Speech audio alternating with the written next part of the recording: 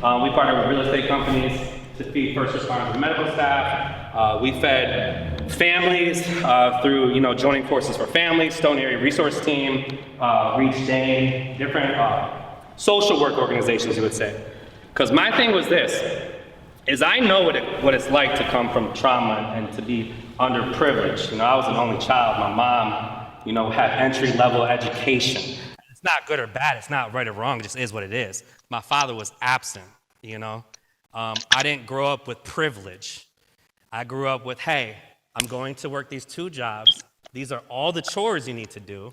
You need to get them done, because if you don't, you're going to be disciplined, physically, okay? Now, for all of you that are born in the 70s, 80s, 90s, we get it. But now, that's like life has changed. You can't whoop your kids. That's social emotional abuse. Kids don't respond well to that. But knowing those traumas when I was feeding these families, I want to reach out to these groups and say, hey, you already have the relationships built with these families. You already know who needs it. I don't want to have somebody be in front of me telling me their story. I just want to leverage what I have and I want to give back. Does that make sense? Fast forward to now, Pancake Cafe Stone's been there 2.5 years. For all of you business owners, if we can just give a round of applause, we're finally out of debt as of December 2021. At that $10,000 debt mark, I'm like, okay, $20,000. I was like, okay, $30,000. I'm like, man, $50,000. I'm like, where's Dane Buy Local? But we had to pivot. We did a lot of things, and here we are. We've been building and developing a nonprofit that focuses on empowering youth, educators, and businesses out of the restaurant. It's all about character development. As Megan said, I eat, sleep, and breathe personal development. This is not a job to me. This is a lifestyle. Every second, every minute, every hour, every day, every week, every month, every year, every decade, every century. How old are you, Alina? 11 years old. How much do you think I eat, sleep, and breathe personal development?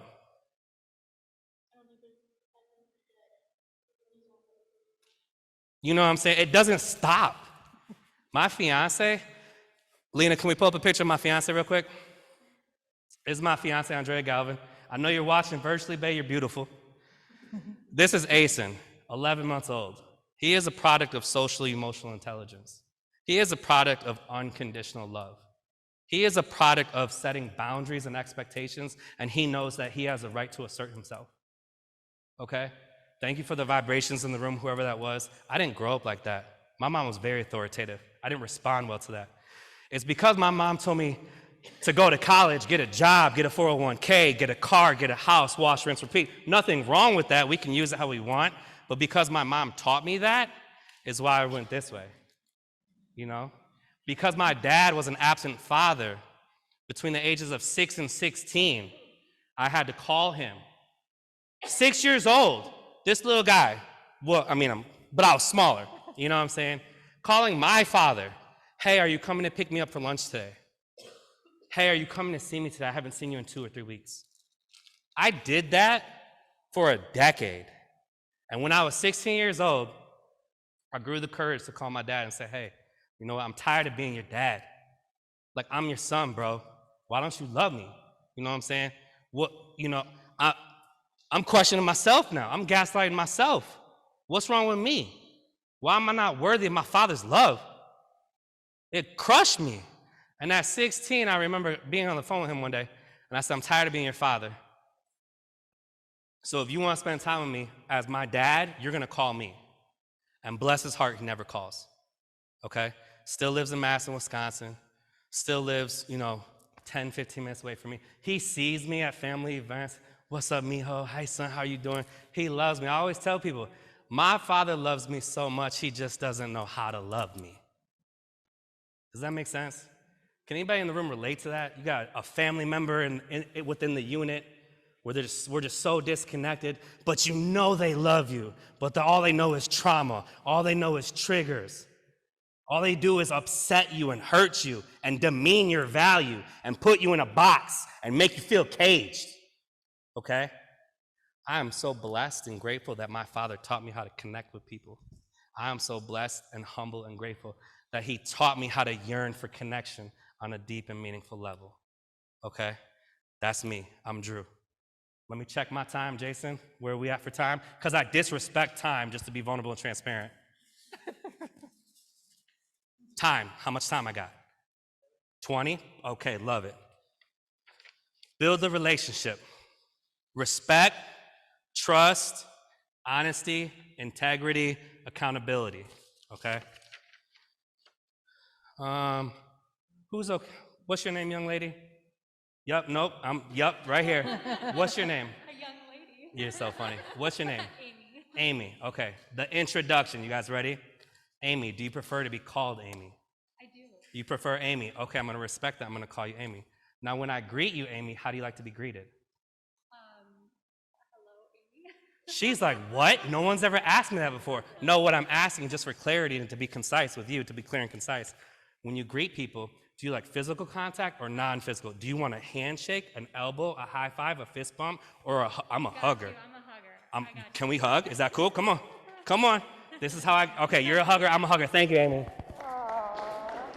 awesome. Can we give a round of applause for Amy? You know what I'm saying? Is that a social normality? I want to answer. For you it is, that's unfair. Is that a social normality, yes or no? No. Who respects? You know what I'm saying? And it's not about being good or bad or right or wrong, it just is what it is. But Gandhi said, you have to be the change you want to create in the world. You know what I'm saying? So if we're in front of business leaders, entrepreneurs, people that want to lead people, we're here. 50 can turn into 150. 150 can turn into 2,000. 2,000, this can turn into Madison. Does that make sense? Lead with your values and your beliefs. Iron sharpens iron. Anybody, it doesn't matter if you're applying for Pancake Cafe Stoughton. It doesn't matter if you want to be a part of the nonprofit. It doesn't matter if you want to be a program in a school. It doesn't matter if you want to be a guest on the podcast. It doesn't matter if you're my friend. Everybody knows my values and beliefs because I assert myself and I let people know what I value and believe. Okay, I'm not in a closet. I'm not in a door. If I tell you I believe in God and then you say, I'm not messing with Drew because he believes in God, then so be it. We have to reposition. You're not for me. You know what I'm saying? Iron sharpens iron. I'm going to give you $1 million acronym. My UWM in the back, my blood brother, my $10 million man. A, B, C, D, E, F. You ready? Always be coaching, developing, educating forever. That's the lifestyle I live. So when I'm with people, when I'm with friends, when I'm with business partners, when I'm in the entity, I always ask, like, hey, do I have your permission to coach you? I want to create a safe and supportive environment where I can give you feedback on connectivity. You know what I'm saying? Not everyone's prepared to do that, and you guys know this, you know? Who else wants to volunteer? Can I get one? I'm not going to touch you this time. Who else wants to volunteer? Can I get one hand? Okay, this young lady in the red hair. Can you come up here real quick? Thank you so much. Let's give it up for the young lady in the red hair. Lady in red. No, I'm just kidding. What's your name? Kat. Kat, okay. All right, Kat, do you own a business? Yes. What business do you own? Mala Yoga Center. Mala Yoga Center. Let's give it up for the mindfulness, okay? You speaking my jam right now. Okay, do you have any employees that work with you, any team members? Yes. What is something that a team member can do at the yoga center that would encourage you to congratulate them or give them praise? Just one thing. I know there's many, but just think of one. Bring their dreams and ideas to co-create. Oh, okay, so if they're bringing you ideas and visions and it aligns with the you're like, yes, celebrate, okay. What's one of your employees' names? Kiara. When Kiara gives you that vision, that passion, and you agree with it, you look at Kiara, I'm like, man, Kiara, that's great, that's awesome. Like, man, a lot of value and impact you just provided us. Kiara, how do you want to celebrate? Have you ever asked her that before? Oh, yes. I love it. And you know what? And to be clear, this is mindfulness, so you get it. But in general, people, it's like, hey, how do you want to celebrate? How do you want to be rewarded? How do you want to be recognized? If you do something amazing for the consumer or for the business, am I coming to give you a high five And am I drawing all the attention to you, but your social emotional behavior and your self-esteem is so low that when I draw that attention to you, I'm creating a trigger for you? Thank you. We do pedicures to celebrate, by the way. There it is, pedicures to celebrate. Give it up. But the thing about that as a leader, when you're celebrating with your team, you have to get to know your team. Some people want to be celebrated in private. Some people want a Target gift card. I'm not a paid sponsor of Target, but I love Target. You know what I'm saying? Some people want to eat. Some people want to do something for their little brother. You know? Leveraging your network and celebrations. You know, we're business owners, we're entrepreneurs, we connect with people. All day, every day, there's people like, can I give you this? Can I give you that? Yeah, accept your blessings, because somebody on my team I know wants to go to a baseball game. I don't know who it is right now in this moment, but out of the 26 team members there are, we're gonna figure it out and we're gonna find it. And then we're gonna figure out that one of the members in the team actually has a little brother that's been dying to go to his first baseball game. So then to celebrate you, I heard your brother wants to go. Here you go. Go have fun with the Brewers. Connect with the team. How do you like to be coached? Okay. Again, do you want positive, negative, positive? You want me to hit? Yeah. Sorry to interrupt. Yep. But what if somebody gets that Brewers ticket and then like 5 other people are mad or jealous because they didn't get celebrated and didn't get Brewers tickets? So we'll talk about autonomy when I get to that part. That's a phenomenal question. But you have to not do this with one team member. You have to do this with all team members. So how I would respond to that is like, hey, based on the level of connection that I have with this individual, the love language, the connectivity, this was meaningful and relevant to this individual person. If you feel like you would also like to accept these types of gifts, great. Now going forward, I practice, right? Because too often we want to say, oh, I made a mistake. Oh, I made the bad decision. Oh, I made the wrong decision. I celebrated somebody, now I pissed everybody off. No, you just practice. And now give yourself grace. Now you know 4 or 5 other team members want Brewer tickets. So you know what I would do is I would reach back out to that person that connected with me to give me the tickets and I'd be like, yo, value and impact. You're so valuable and impactful to me that not only do one of my team members like to be celebrated with Brewers tickets, 5 of them want to be celebrated with Brewers tickets. I hope I'm not going too fast, but I know Jason said I got 20 minutes. 7 minutes ago. Does that make sense? And then, hey, where's the value and the impact? Where's the mutual agreement together? How can I leverage what you have to what I have so I can get more Brewers tickets to take care of my team? Does that make sense? Okay. How do you like to be coached? I want to speed it up a little bit. Again, it's meaningful and relevant to everything I just did. Introduction, leading with values and beliefs, how you want to celebrate. Ask them, like, hey, I want to give you feedback. When can you make time for me? I've worked in the hospitality industry for 15 years. Does anybody know who Chef Rod is? Anybody? Couple of Chef Rod? Can we pull up the picture, Lenica? Thank you. For those of you who don't know, this man right here, I worked with him for 3 years. And if you know anything about this man, the last thing this man does is validate. Iron sharpens iron, always be coaching, developing, and educating. He taught me profit, nonprofit, making people feel special, family, friends, college, women, you name it. For 2.5 years, that man was there for me, okay? And the nicest thing this man could ever say to me was to walk in a room that I was responsible for, look at Colin, look at Megan, look at Casper, look at me, say 0 words, and walk out, okay? But he also taught me how to validate people because he didn't validate me. When you set up these boundaries and expectations based on building the relationship, because I want to go number 2, or I'm not going to have time to go number 3, I promise you, unconditional love, respecting people so much, when you respect people that much, they will begin to trust you. And when they trust you, they will begin to be honest with you. And when they're honest with you, trust me, I got 18 teenagers at Pancake Cafe Stoughton. When they're honest with you, they give you their honest auras, okay? It's not always easy, but that's what you want. Then when you have a culture based on honesty, then it's all full of integrity. And as soon as you get to that moment where everybody has a full tank of integrity, now you can hold everybody accountable, okay?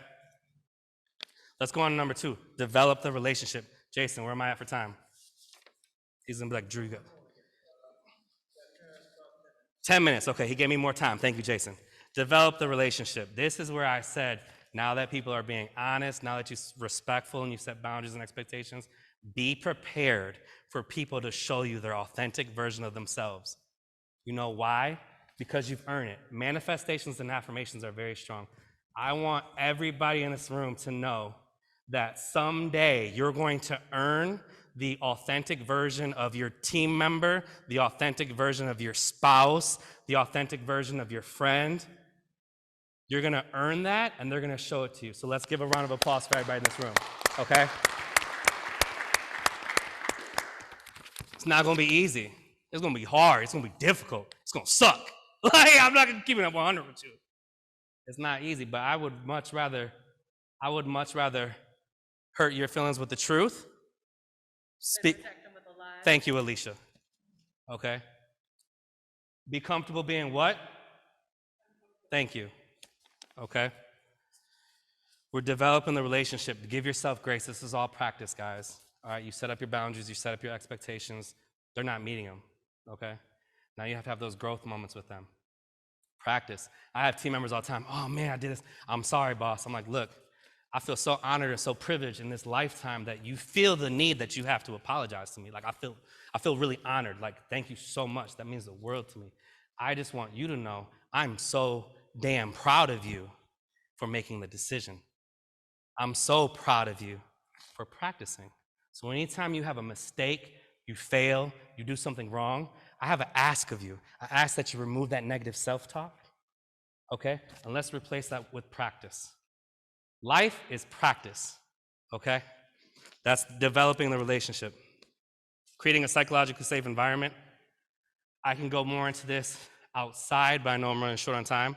To create a psychologically safe environment, especially for younger adults, you need autonomy, freedom, control of their choices. You need competence. We need to have an understanding, progression, achievement, growth, and then you need relatedness, okay? They need to feel important to you, and you need to feel important to them. This keeps people from being distracted. This gets people to be the true version of themselves. How many people in here have been written up for attendance in their life? Can I get a raise of hands? Got a bunch of punctual people in here. Okay. Lisa, you've been written up for attendance. So it usually sounds like this, right? In a corporate company. Lisa, you've been late 3 times. We've identified the behavior. You now qualify for a written document, okay? I need you to sign this, Lisa. And then if you do it again, Lisa, within this time period, you're gonna be eligible, congratulations, for another document. And I tell you what, Lisa, you do it again within a 6-month period time frame, you're gonna be eligible to be terminated. Sign the document, okay? As business owners, we're too focused on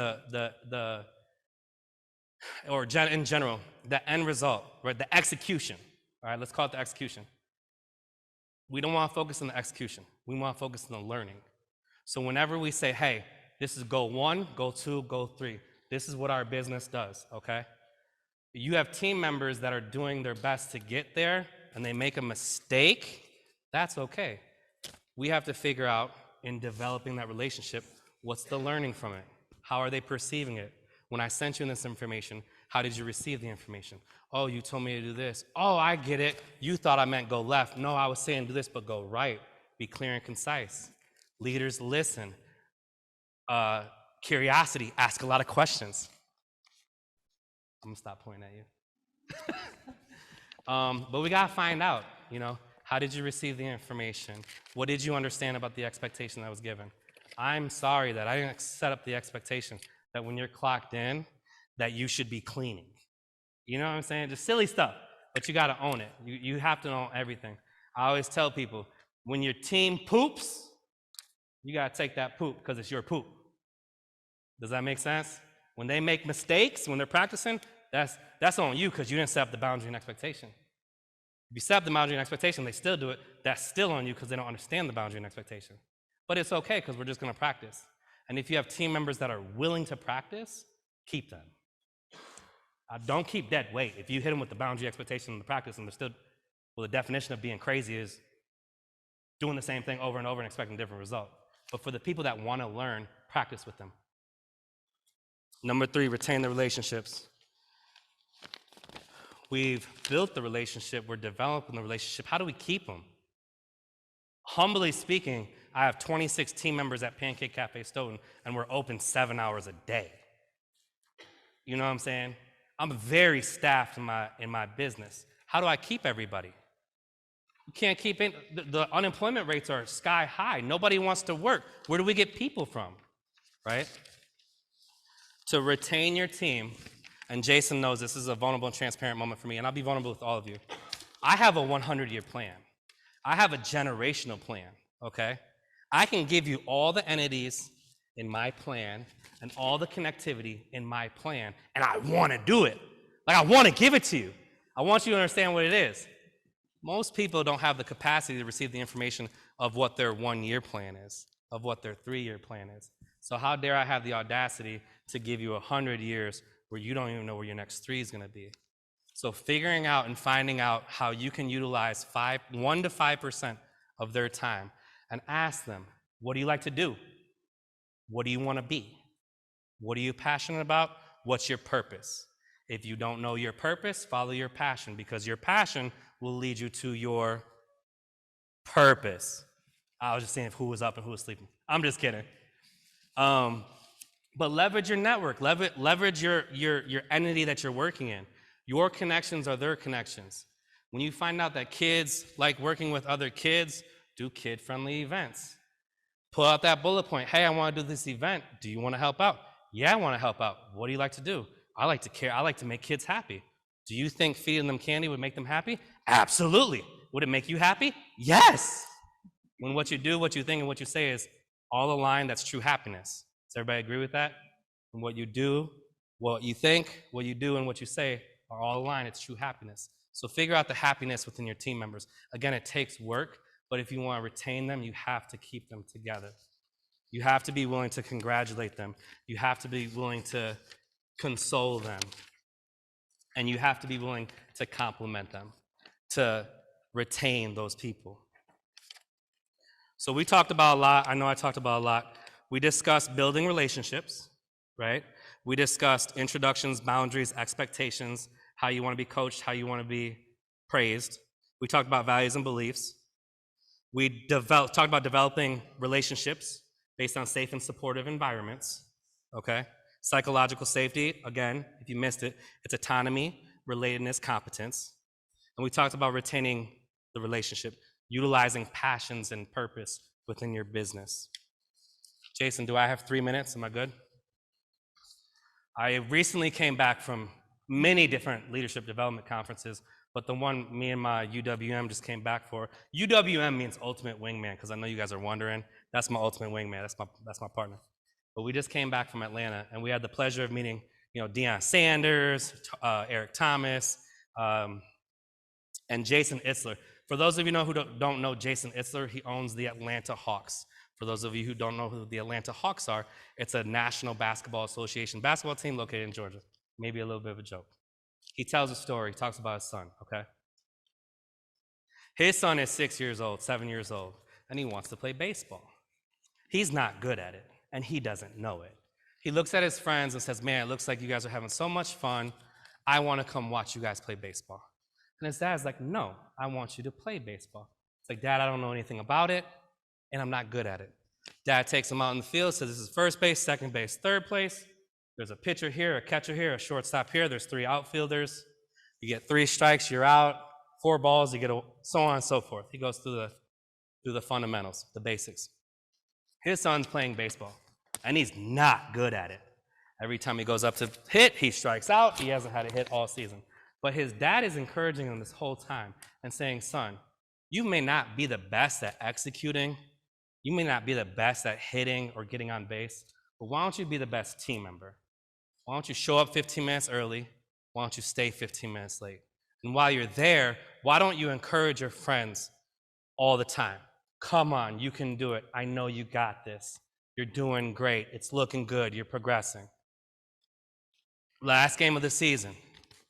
Of course, in a baseball story, the bases are loaded. 3 balls, 2 strikes, 2 outs. The team's up by 1 in the 6th inning.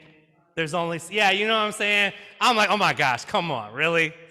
But this is a beautiful thing. His son plays left field. Statistically speaking, at this age group, it is near impossible for a ball to get hit and go into left field. Of course, pitch. Where does the ball go? Left field. Now his son got his legs, Guy's glove, it's right here. Okay, ball's coming. And he misses it. Doesn't even touch it, but the ball lands 4 inches foul. Okay? They have to regroup. Everybody's confused because ball never goes left. The kids are all still running. It's like, no, everybody get back. Here, hit again. The very next pitch, where does the ball go? Left field. This time, the ball is fair. And again, the son's ready. This guy's knees, he's bent his knees, he's got the glove, he's ready to catch it, and then stop. We are so conditioned as a society to focus on just that end result. That the end result you allow to hinder you from making a decision. You say to get here, it's too hard, it's too difficult, okay? It's not for me, so you stay here. And we forget that being a participant in what you're doing and not being a spectator is the beautiful thing about life. You know what I'm saying? Success and failure are simply events. And for those of you who have been successful, maybe you resonate with that. And for some of you that have been failures, maybe you resonate with that. But don't allow yourself to focus on just that success or failure moment hinder you from being a participant. And I say it to say this: character development is not easy. Connecting with yourself and loving yourself unconditionally and unconditioning the 10, the 20, the 30, the 40, the 50, the 60, the 70, the generational trauma that we've experienced, it's not easy. And you don't know how to do it. But we're not focused on the end result. Take some of the information I've given you and implement it, okay? His son dropped the ball, by the way. Yeah, it's just imperative to your success and your family's success that you continue to connect with yourself and connect with your team. I want to end with this. Everybody yearns for connection. We just don't know how to do it. Pride will always make the excuse, and humility will always make the adjustment. Thanks for having me.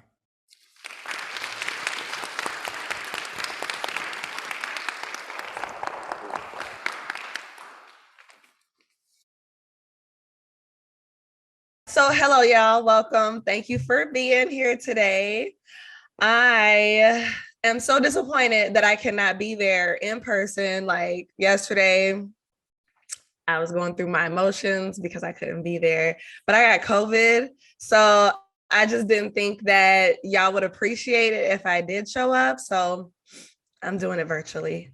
I'm still disappointed that I can't be there. Nonetheless, we're turning lemons into lemonade, okay?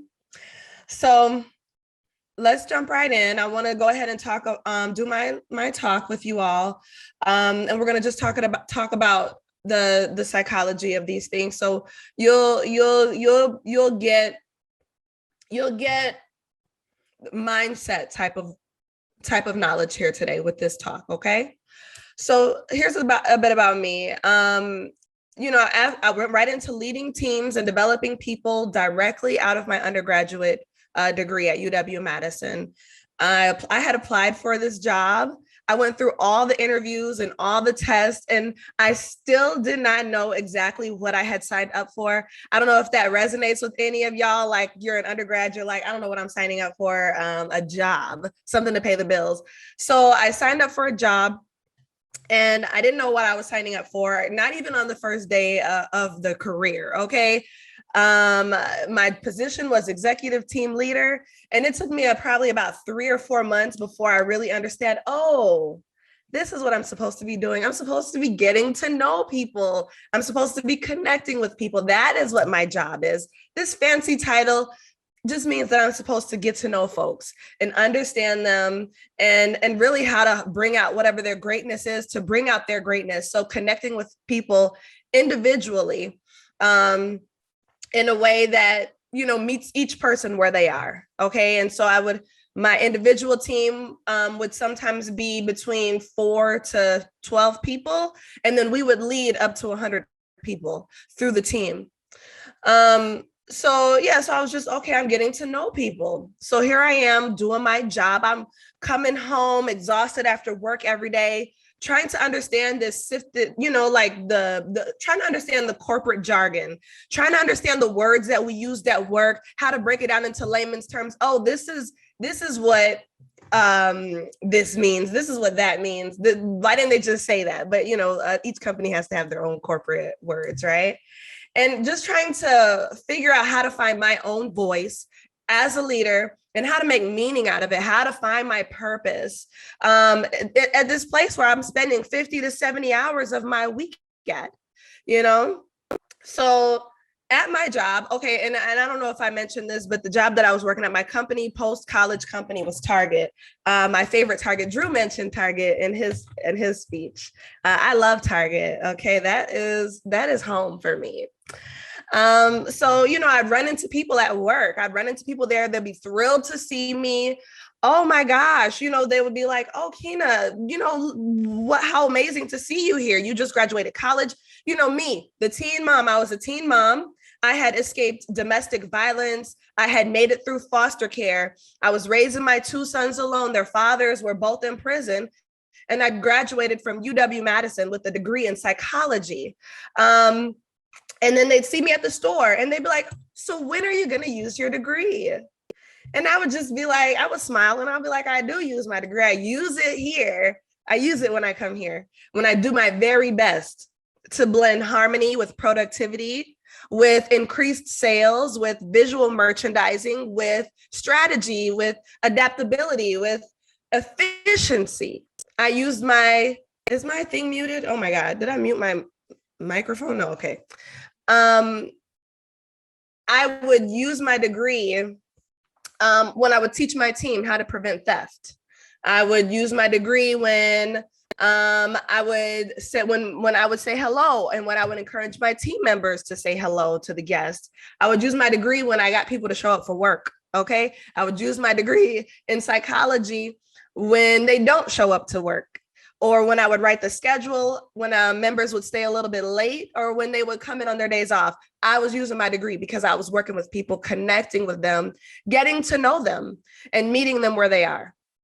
All right. And my hope today is my hope then and today is that I explain that in a way that helps people to realize just how complex and how nuanced us humans are. So here I am out of college. I'm placed at one of the lowest performing stores for sure in the area, maybe I think even in the district. We were one of the bottom stores. I joke and I tell people often like, oh, I'm multicultural. I'm a Black woman. But I tell people I'm multicultural because I'm a Black woman who often navigates these predominantly white, male-occupied spaces. So I code switch frequently because as a minority, it was essential that I understood and navigated both white culture and my Black culture. And I think that this makes the nuances of my role more evolved at this time because I was already taught these skills since I was a little girl. I was already taught as a little girl to look for the code in how to connect with people as a matter of survival. So, when I realized this is what my job is, I'm like, oh, this is what I do. Okay. So, look, and I'm not here to suggest this is not a talk about y'all should go all out and start code switching. I don't want y'all, please don't go home after this conference and be thinking to yourself, now I done got one thing from this conference and I need to start code switching. No, that is not what I'm saying. Okay, y'all. But if you don't know what code switching is, I do encourage you to go home and look it up, because it is a thing. And so I worked with men who came from multiple cultural backgrounds where they had no history in their lives of being led by women. I worked with people who were who was around in the 50s before desegregation, and who believed that because I am Black and woman, I had no belonging in that environment. I worked with individuals who struggled with addiction, people who were homeless. I hired people for their very first jobs. And then I also hired people for their many of jobs, right? And the list goes on. And through all of this, I set out to turn work into family because it was a second home for many of us. So how did I do that? Well, my boss and his boss, my boss and my boss's boss, they poured into me. Every meeting, they're giving me feedback and perspective, accountability. We're role playing different scenarios for how to lead different types of people. And then I would go off and try those things that we practiced and role played. Sometimes I would fail.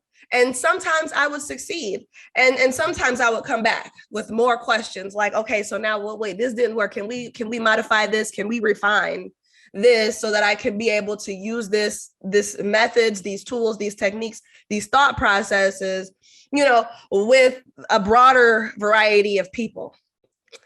And so every week, it's been my Mondays, reading an article about leadership and team development. I would use that insight and inspiration to ground me, and I would call on that insight and inspiration throughout the week. And that would be my focus, my mantra for the week, whatever I took away from that article. And so today in this conference, I'll be sharing with you all different angles and insights that I've gained from my experience. Three main things. I think it's three main things that I'll be sharing with you all that I've gained. And I hope that you find them energizing and helpful. We know that building, developing, and maintaining a team takes work. We know there's nuances at every layer and level within the process. We know that it's more than just writing up a manual and telling people, all right, follow it. Excuse me. We know these things, right? We know it's more than a 90-day onboarding process. We know that retaining consumers, is more than just keeping the shelves stocked or the supplies filled. Excuse me. And we know that growing a business is much more than just a series of Groundhog's days turned into snowballing into a bigger business. It's not the same Groundhog's Day every day. All right.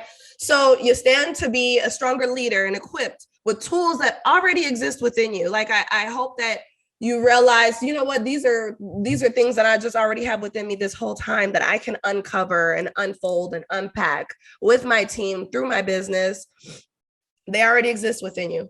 And hopefully you discover more about yourself in that process and deepen into different strategies and wisdoms that will help you retain your team, build your company, and grow as a leader is my ultimate goal. So let's take a breath. I'm a yoga teacher. I teach yoga I share yoga and dance. All right. And so let's take a breath together. Let's inhale through the nose. And then exhale it out. So I would like to invite you to give yourself permission to take what serves you today and then let go of everything else. If you want to take notes, that's an option. And if you don't want to, that is also okay. Osmosis really do be working. Like something that you heard today is going to come back to you in a year. And you're going to be like, how did I remember that? It came when it was supposed to come. Okay. So first, we're going to talk about team. All right. So my favorite part about leadership and development is curiosity, the why, the open-ended questions. Those are what builds connectivity and longevity. Just having those questions. One of the questions, so I'll give you some questions and like I said, take them or let them do osmosis. So how can I make my team members feel valued and appreciated? We're talking mindset here. All right. So, how can I make my team members feel valued and appreciated? Some ways that I have found that works for me: staying connected, working with them, developing a relationship with them, tell them about the sales numbers and the impact that they had on sales during their last shift while working alongside them for just 10 minutes. Something I always joked about was that leading a team feels like my extension as a mother. Okay. Take it how you want. I'm not saying that your team are children. I'm just saying the way that you develop and invest and pour into your children. I find that doing that type of investing and pouring into with my team felt like home, family. All right. Like I'm just raising, somebody. I don't know.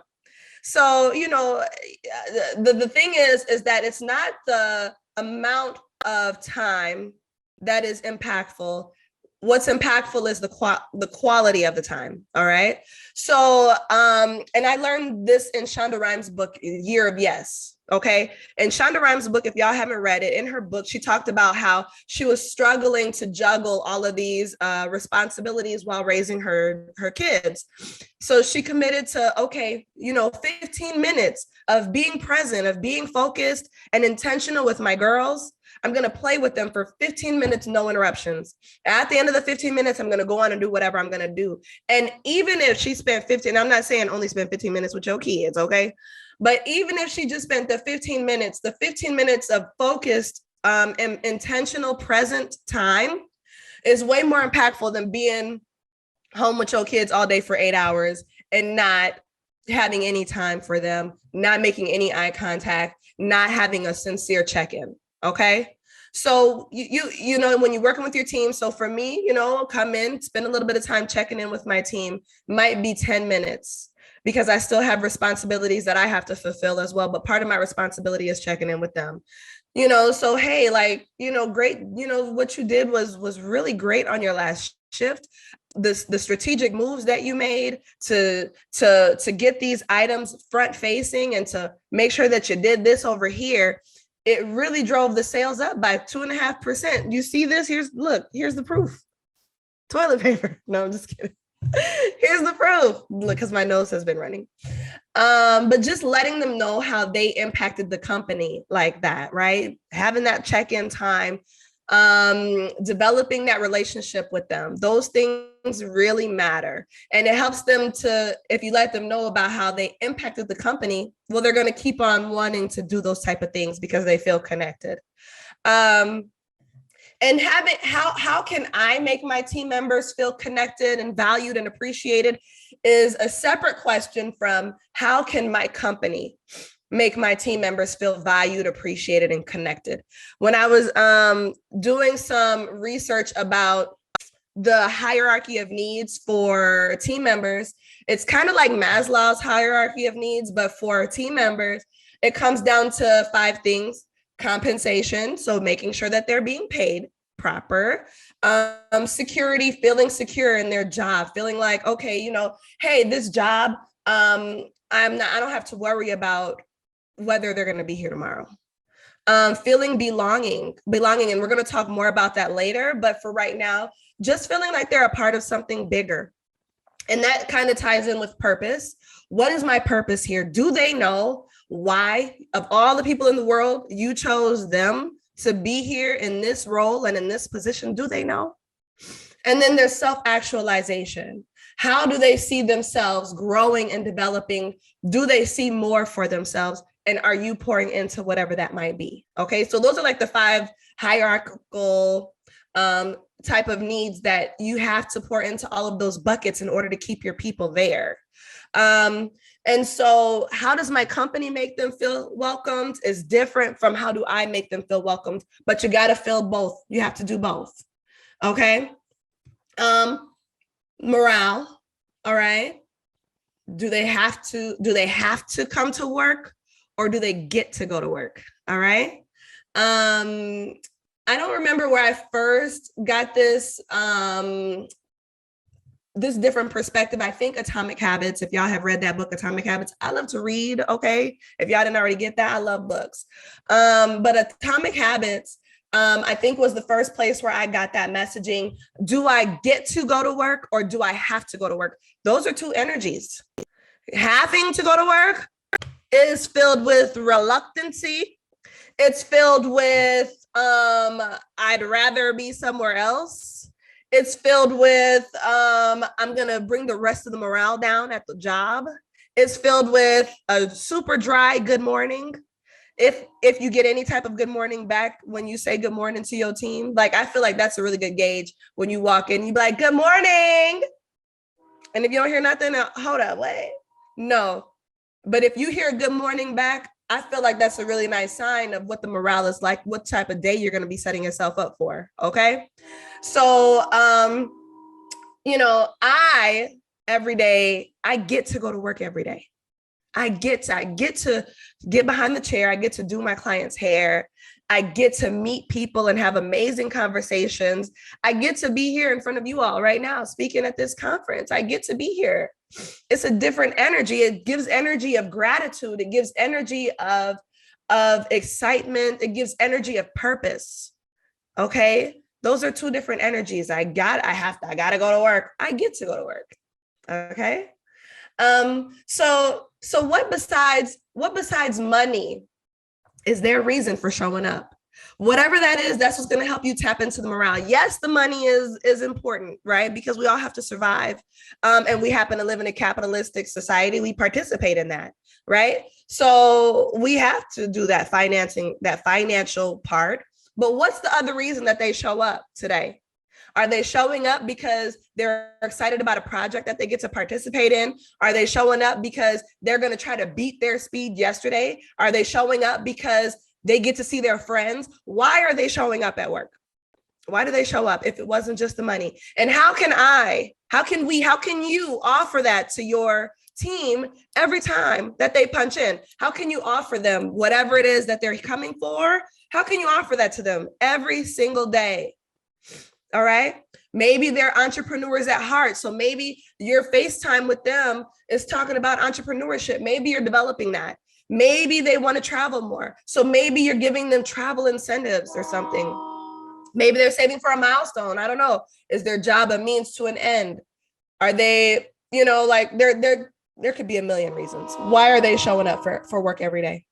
All right. What is their purpose in the company? We've kind of talked about that. How does this job fuel their vision or their purpose?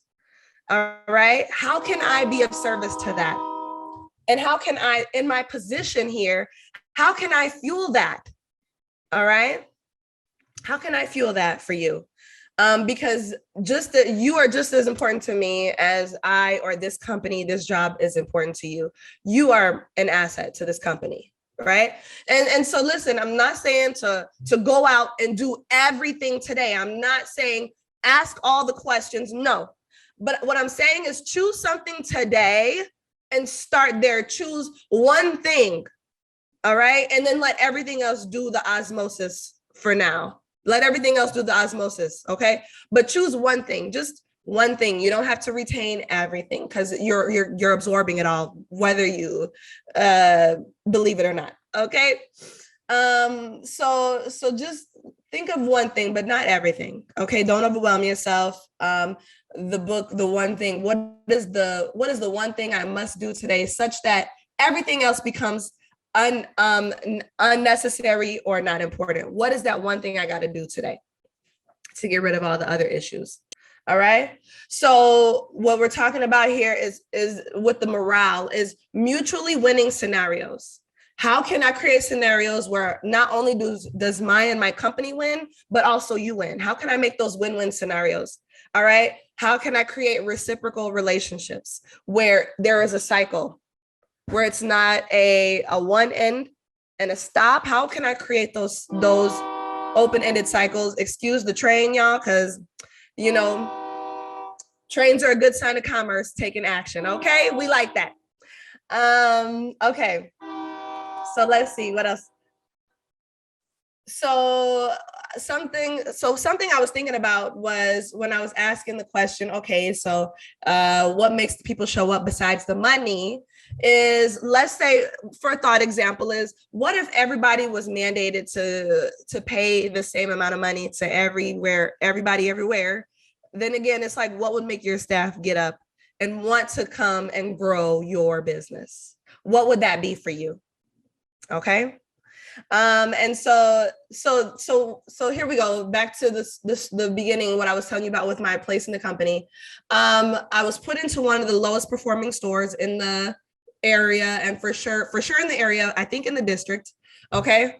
And I was so good at what I did to bring the company up out of red in all areas and all the markings and the measurements. I did such a great job at it that they put me into another store that was poorly performing. Okay. I did so good that I was negatively reinforced, because I'm like, dang, here I am back in another cycle. And it was great, right? Because I learned that that's something that I'm talented and skilled at. So it works out. But what I think it also does is it kind of it negatively reinforces you burning yourself out, because it does take a lot of stuff, right? To go in and build in the fire, to go in and build from the concrete, to build roses from the concrete. It takes a lot out of you to do that, all right? So one thing to consider is that you don't want to negatively reinforce your high performing team members to burn themselves out or to for violating their own boundaries. Okay. If they say, I got to get out of here at this time, and then you see them staying later, I know it seems like it feels like, hey, I want to thank you, thank you so much for staying late. Yes, thank you for staying late. And also, your well-being is important. Okay, so yes, we want to talk about the appreciation for them doing something that they didn't have to do, but we also want to put the emphasis on, I care about your well-being, I care about your health. I don't want you to burn out. All right, so this is a one-time thing, but listen, next time we're going to have to be more efficient. We're going to have to figure something differently out so that you can still take care of yourself and that you can still live within the boundaries that you created. All right. So that's that. And so then what else am I going to tell you all? And then as we're talking about that, like if you think about what but if you think about what some of the characteristics are of the team member, the person on your team who's doing those things, then we're going to also talk about the team members who might not do those things. Okay. So as a leader, it's like, okay, and as a company owner, it's like, things that we have to check ourselves on. We don't want to assume that everybody is or should be like you or me, right? Everybody's motivation is different. Their starting line is different. Their priorities are different. Their awareness, the things that they're going to notice and want to give extra detail to is going to be different than yours, right? Their expectations that they have for themselves will be different. Their expectations that they have for you will be different than the expectations that you have for yourself. All right. So when I say all this to say that your level of transparency and the amount of information that you share, the detail that you share, the way that you invest in your team is going to prevent slips in morale if you have the right expectations being distributed and dispersed all around. So that even if you have an overthinking team member, or even if you have someone who maybe it's their very first job, or maybe you have someone who's been with the company for a long time and they're like, feeling a way about changes, the expectations that you set is what's going to help keep the morale at the place that you want it, so that you don't end up having infections in your company that you have to tend to. Okay, viruses. Personal life affects work life. There's not really a leave it at the door. And the reason why is because people's personal life is going to affect their energy. It's going to affect their attendance. It's going to affect their focus, their morale, their mental well-being, their health, all of those things, right? Like, so, I get why people say why they want you to leave your personal life at the door. But I would rather encourage you to figure out, how can I be more integrative? How can I expand my compassion? How can I find ways to acknowledge and work with whatever their personal lives are, their circumstances? And how can I just be proactive instead of reactive about it? If I'm hiring a single mother, if I hire somebody who discloses to me that she's a single mother, then I'm going to be asking her, okay, so what's the school schedule looking like? Do we need to be thinking about the days off of school? Bring the school schedule so we can figure this out. I want you on the team, but I don't want you to be calling in at the last minute because you didn't think about that. Let's make sure we talk about these things in advance, opening up those doors. Okay. People who are, in college, they might be juggling school, you know what I mean, and work. and homework and extracurricular sports, right? You have people who might be a little bit older that might be juggling having their own adult children, their grandchildren, or maybe they have aging parents that they have to take care of. Those are all things that, are different factors of ways that personal life might come into effect. All right, some of the women, they might have their monthly struggles or battles that they have to fight. All right, and those might affect their energy levels. And when I say these things, I'm talking about women having their periods. Okay, some women might have periods that are debilitating. All right, and so then it's like, how can we talk about these things in a way where the team member feels supported and encouraged and held? All right, so that they feel like this company cares about more than just me being a machine, me being a workhorse, me being, whatever that brings the bacon home. Okay. You might have somebody, you might have people who have a hard time with technology. All right. Do you remember and they might even resist it. And I like to remind people, do you remember how the pencil was once resisted? I don't think nobody was alive during this time, but it's just an example. Okay. The pencil used to be resisted. The pencil used to be seen as like very taboo, we don't want pencils because they're not permanent. People should not be able to erase things. This was a thing. All right. Girls didn't used to be allowed to read books. That was frowned upon. These are all technological advancements. All right. Just like when the internet came out. Do y'all remember like how we first started to hear about and understand the internet? Those of us who was born before 2000. Okay, like it's like the internet. This was this new thing. We don't know about this. So, you're going to have people who are going to sometimes have challenges with technology, who are going to have a hard time accepting and adopting those things. And we work with them, trying to do it in a very compassionate and patient way, but then also trying to understand whatever type of boundaries or obstacles that they might be dealing with. All right. More so obstacles, not necessarily like that they have boundaries. All right. So we just want to think about, focusing the lens towards whatever the things are that they are needing that attention and awareness in to help reinforce that. Okay. So then something with that, like to bring this morale conversation to a close is the coaching. All right. I did not even know what coaching was. When I first started in leadership, I was like, what is coaching? They talk about it as though it's this big, bad, scary thing. Coaching, I'm going to give a coaching.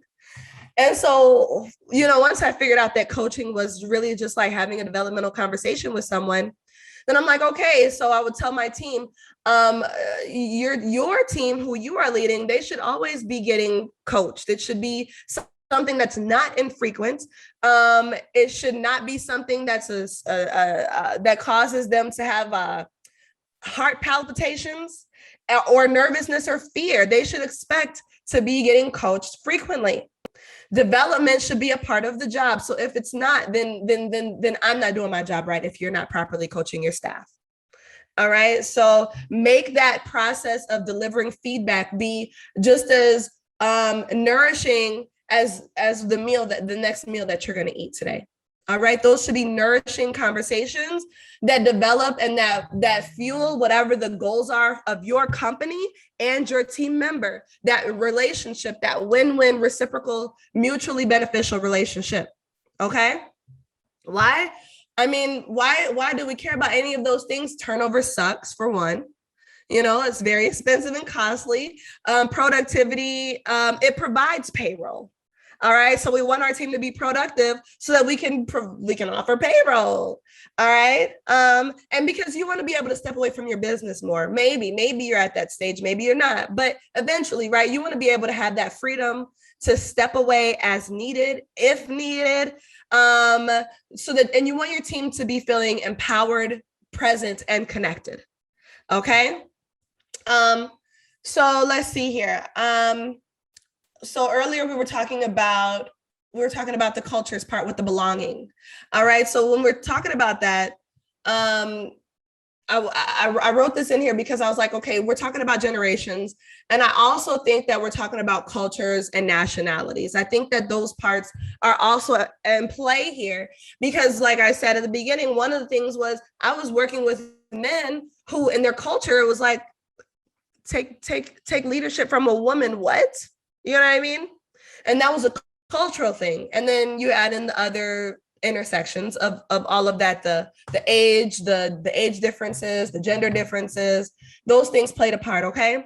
So I'm not so it is important to make sure that you're paying attention and intentionally bringing on people from different cultures and backgrounds as yourself. I'm not saying to do it to fill a quota though, or to meet any markers. I'm saying to do it before you even stand to make a single penny.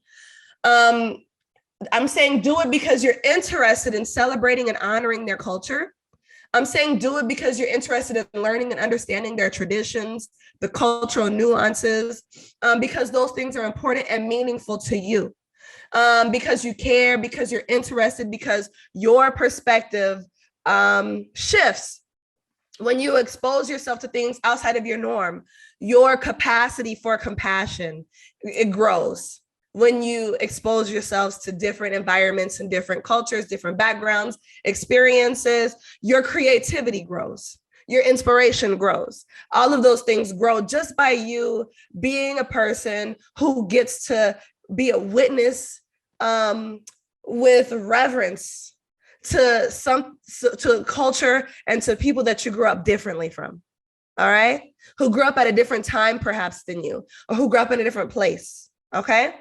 So, it's not just about you though, right? Because we're thinking about mutually reciprocal beneficial, the rest of your team benefits, the people who you hire, they benefit, your business, the consumers, the people who patronize your business, they benefit.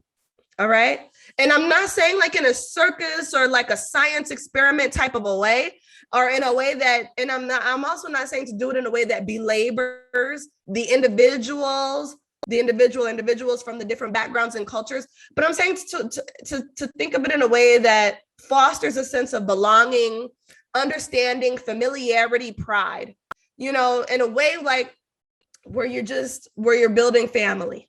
All right. And, like you take care of your team, you take care of your people, and they will take care of your business and your customers. Okay. Your customers, like your team, they may come from different walks of life. Okay. So coming into the part about the consumers, the customers is a little shorter just because it's probably our favorite part. I don't know. But my main thing for the consumer customer part is when is the last time you've surveyed them? When is the last time that you have surveyed your customers? Hey, what is your reason for coming to the business? And is that reason alignment with the reason that you started your business? Or has it shifted somewhere along the line? Are your customers coming for a reason that's different than the reason that you started your business? Has something shifted? And if so, what? Okay.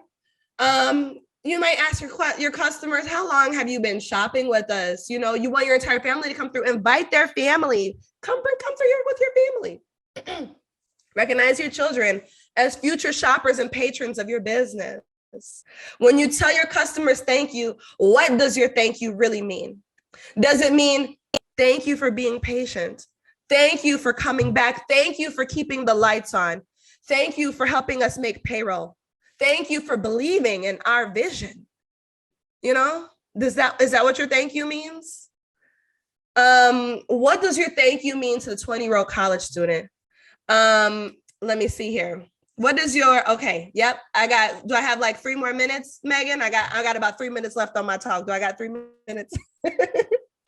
Okay. I'm about done. I'm almost here. What does your thank you mean to the 20-year-old who's, buying down to the last $100 and something that you offer inspires them?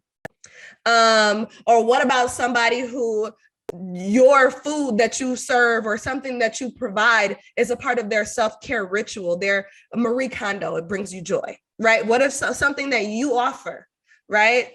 Wow. What about the person who's retired on a fixed income and they come in every month? They could have taken that money that they worked their entire life in order to wait to access, and they decide to offer a portion of their life savings to your company. Wow. What does your thank you mean? The person who could have gone anywhere in the world, but they decided to come to your business. What does your thank you mean? What does your welcome mean when you welcome them in? What does your apology mean when I'm sorry? Is it just, has it become monotonous? I'm sorry. Or is it sincere? Gratitude. All right. I think that when we add items to the shelf in the menu, thinking about the customer, that's probably our favorite part. But I think that the gratitude in the thank you, in the welcome, in the apology, appreciation, those things are things that boost the morale with your team and your consumers. So let's see here. You want it to show up every day. Gratitude, the force field of gratitude is so expansive. It's powerful. The way that it expands through electromagnetic fields, literally, look it up. All right. So gratitude is where I'm closing. Okay. You want to let that show up at your work every single day. Okay. You want to stay connected with your team so that your team members have someone developing and connecting with them. You want to make sure that your customers feel connected, and you want to make sure that you never stop asking the right questions. Okay. So uplift those gratitude practices, y'all. Take care of your people, your team. Fill their hierarchical needs, the compensation, security, belonging, and purpose and self-actualization. All right. And keep your people engaged and present. That is it for me. Y'all can find me on all social media at Kina SFA, Kina San Frank Alice, or Ruji Wellness. I wish I could have been here with y'all today, but I'm so thankful that I could even come here and share some nuggets of wisdom with y'all today. Thank you so much. Y'all have a great day. Good afternoon. I'm Colin Murray. I'm the Executive Director for Dane Buy Local. Thank you, Cheryl. So I want to welcome you all to the conference. This is the first time that we've done this.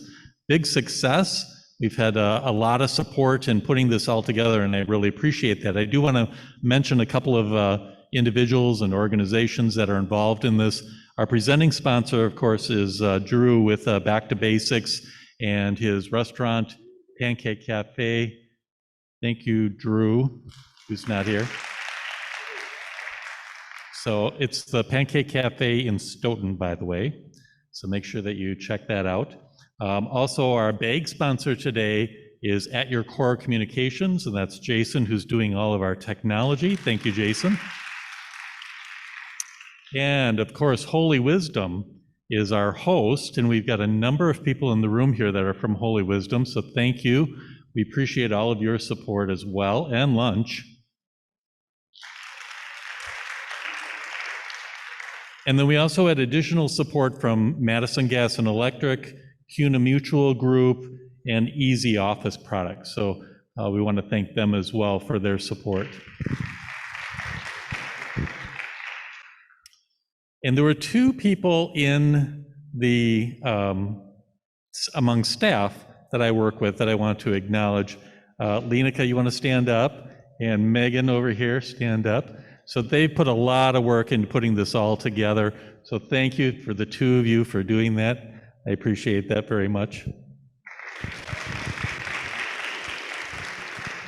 So I know many of you are already members of Dane Buy Local. Thank you for your support. It really means a lot to myself and to the organization that you're able to support us. And many of you have done that for many, many years. Stacy with the soap opera is one of our original members of Dane Buy Local, going back 18 years. You don't look old enough to be 18 years in business. So, but thank you for that. And many others here as well. If you're not a member, you might want to consider membership with Dane Buy Local. Talk to one of the staff. We'll be happy to fill you in on the benefits. This is just one of many benefits that we have. And we've got some pretty exciting things that are coming up in the near future, both on a local level and also on a national level. Right now, I'm working on a pretty major deal that could use your local website to reach other local networks all across the country.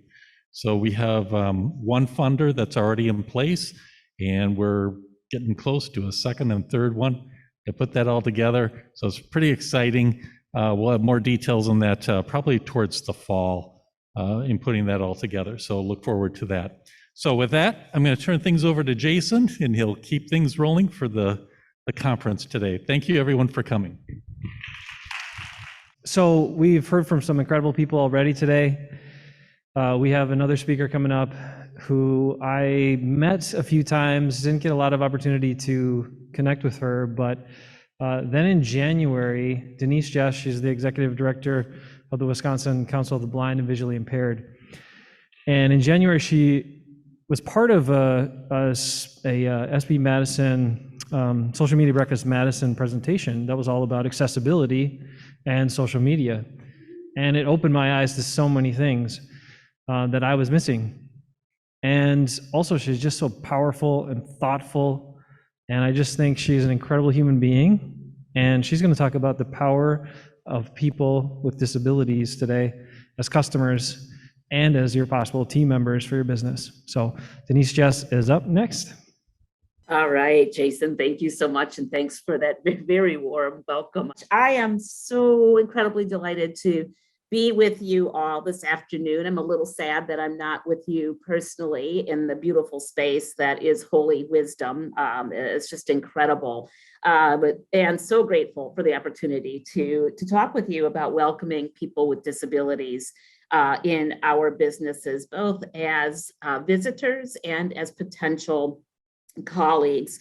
I'm spending the bulk of my day with leaders from a variety of sectors around the state, elected officials and appointed officials on the local, regional, and state level, transportation providers, and advocates as one of the co-chairs of the Wisconsin Non-Driver Advisory Committee. We're in year 2, 5th meeting of our ongoing work to look at policy and procedure and practice that would improve the quality of life for Wisconsin's nearly 30% of people who do not drive, either because we cannot or we choose not to. And I think as business owners, really taking into consideration, how are folks getting to our businesses? Are they able to get there with ease and dignity if they are non-drivers? So I see a big part of the work that I'm doing today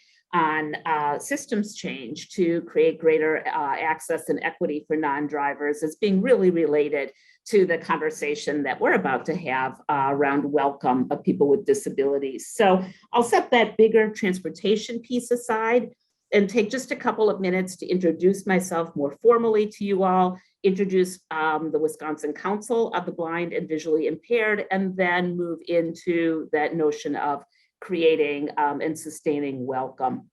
So I am a person with vision loss. I was born legally blind, and so vision loss has always been part of the water in which I swim. So that, and along with many other dimensions of who I am as a person and my lived experience, guide how I move through the world as a leader, as a community member, as a wife, and as a mother.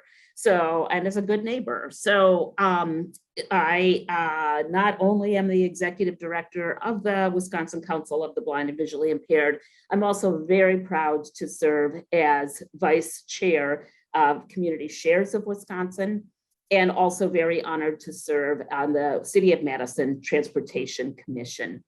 So I get to bring my lived experiences to those venues as well. The Wisconsin Council of the Blind and Visually Impaired turns 70 years old this year, and we're very proud of our legacy and continued work of promoting the dignity and empowerment of people of Wisconsin living with vision loss. When our agency was formed in 1952, our original founders saw legislative advocacy on the state level as the cornerstone for our work, really understanding that so many of the day-to-day impacts for people living with vision loss could be either improved or mitigated by removing barriers through legislation and state law and agency protocols and administrative rules. So that was the founding of our work, was really looking at how do we shape government to be more inclusive and welcoming for people with disabilities.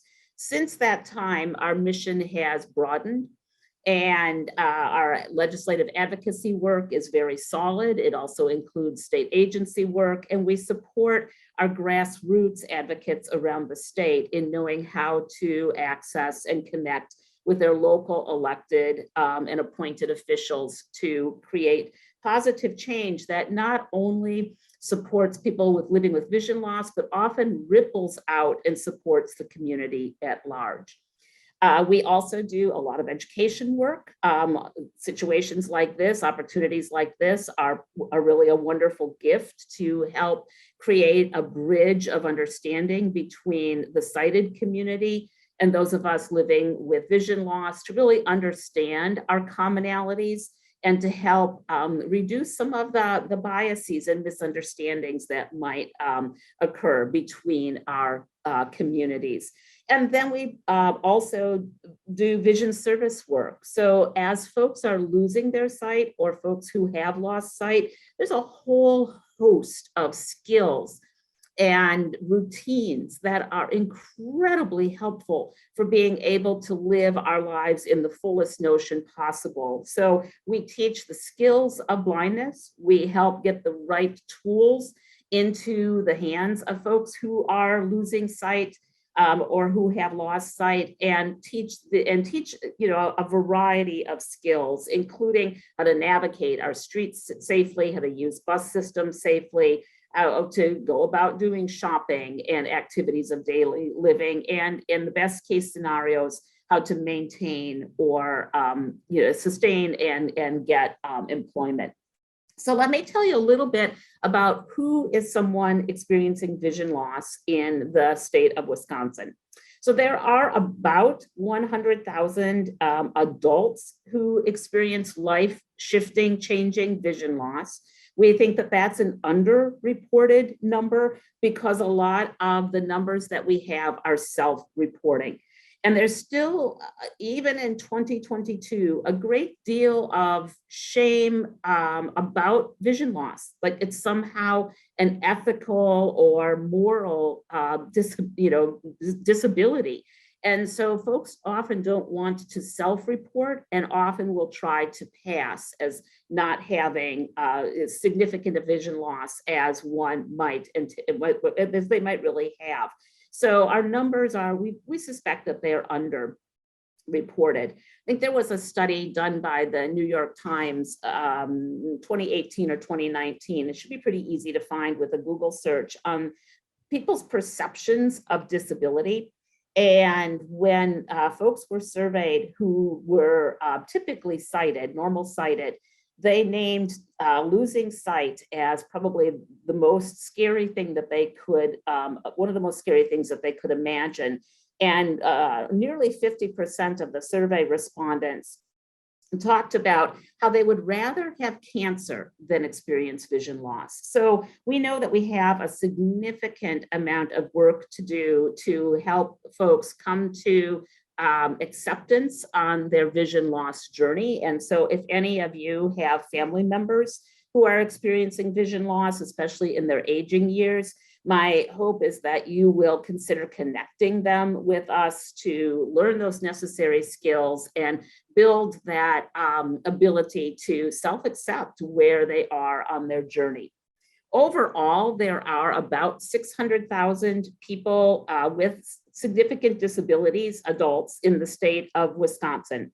I don't have specific Dane County numbers, and we are engaging in a study with the University Ohio State and several other service providers to do a state by state and county by county analysis of the numbers of folks actually living with vision loss in Dane County and the other 71 counties in the state, because we know those numbers could be really helpful in a lot of our work. People who are older adults and also working age adults who had typical vision may experience vision loss that is significant through genetic diseases that begin to surface in adulthood, through disease like age-related macular degeneration, retinopathy due to diabetes, glaucoma. Those are the most common age-related disabilities that we see, and vision loss that we see. Additionally, certain populations are more impacted by different types of vision loss. So folks who have lesser access to high quality food, existing in food deserts, or who lack transportation to get to grocery stores where they can buy a variety of food, more vulnerable, as we well know, to diabetes. And when you have diabetes, because the blood vessels in your eyes are so very tiny, you are much more vulnerable to neuropathy and very significant vision loss. So folks of color, particularly folks of African descent, also more vulnerable to glaucoma. And then those of us who are white and light-eyed, like pigment eye color, more vulnerable to age-related macular degeneration. And women, by far, who tend to outlive men, are more impacted by vision loss. So many of the folks that you might see in your businesses, particularly older adults, may be people who are experiencing some form of disability. By the time that we are between 64 and about 76 years of age, the incidence of disability in our population is about 25%. And that goes up to nearly 50% once we move past the age of 75. So the likelihood that you'll experience folks coming into your business who have some form of disability is very high. And so how do we create a really strong sense of welcome?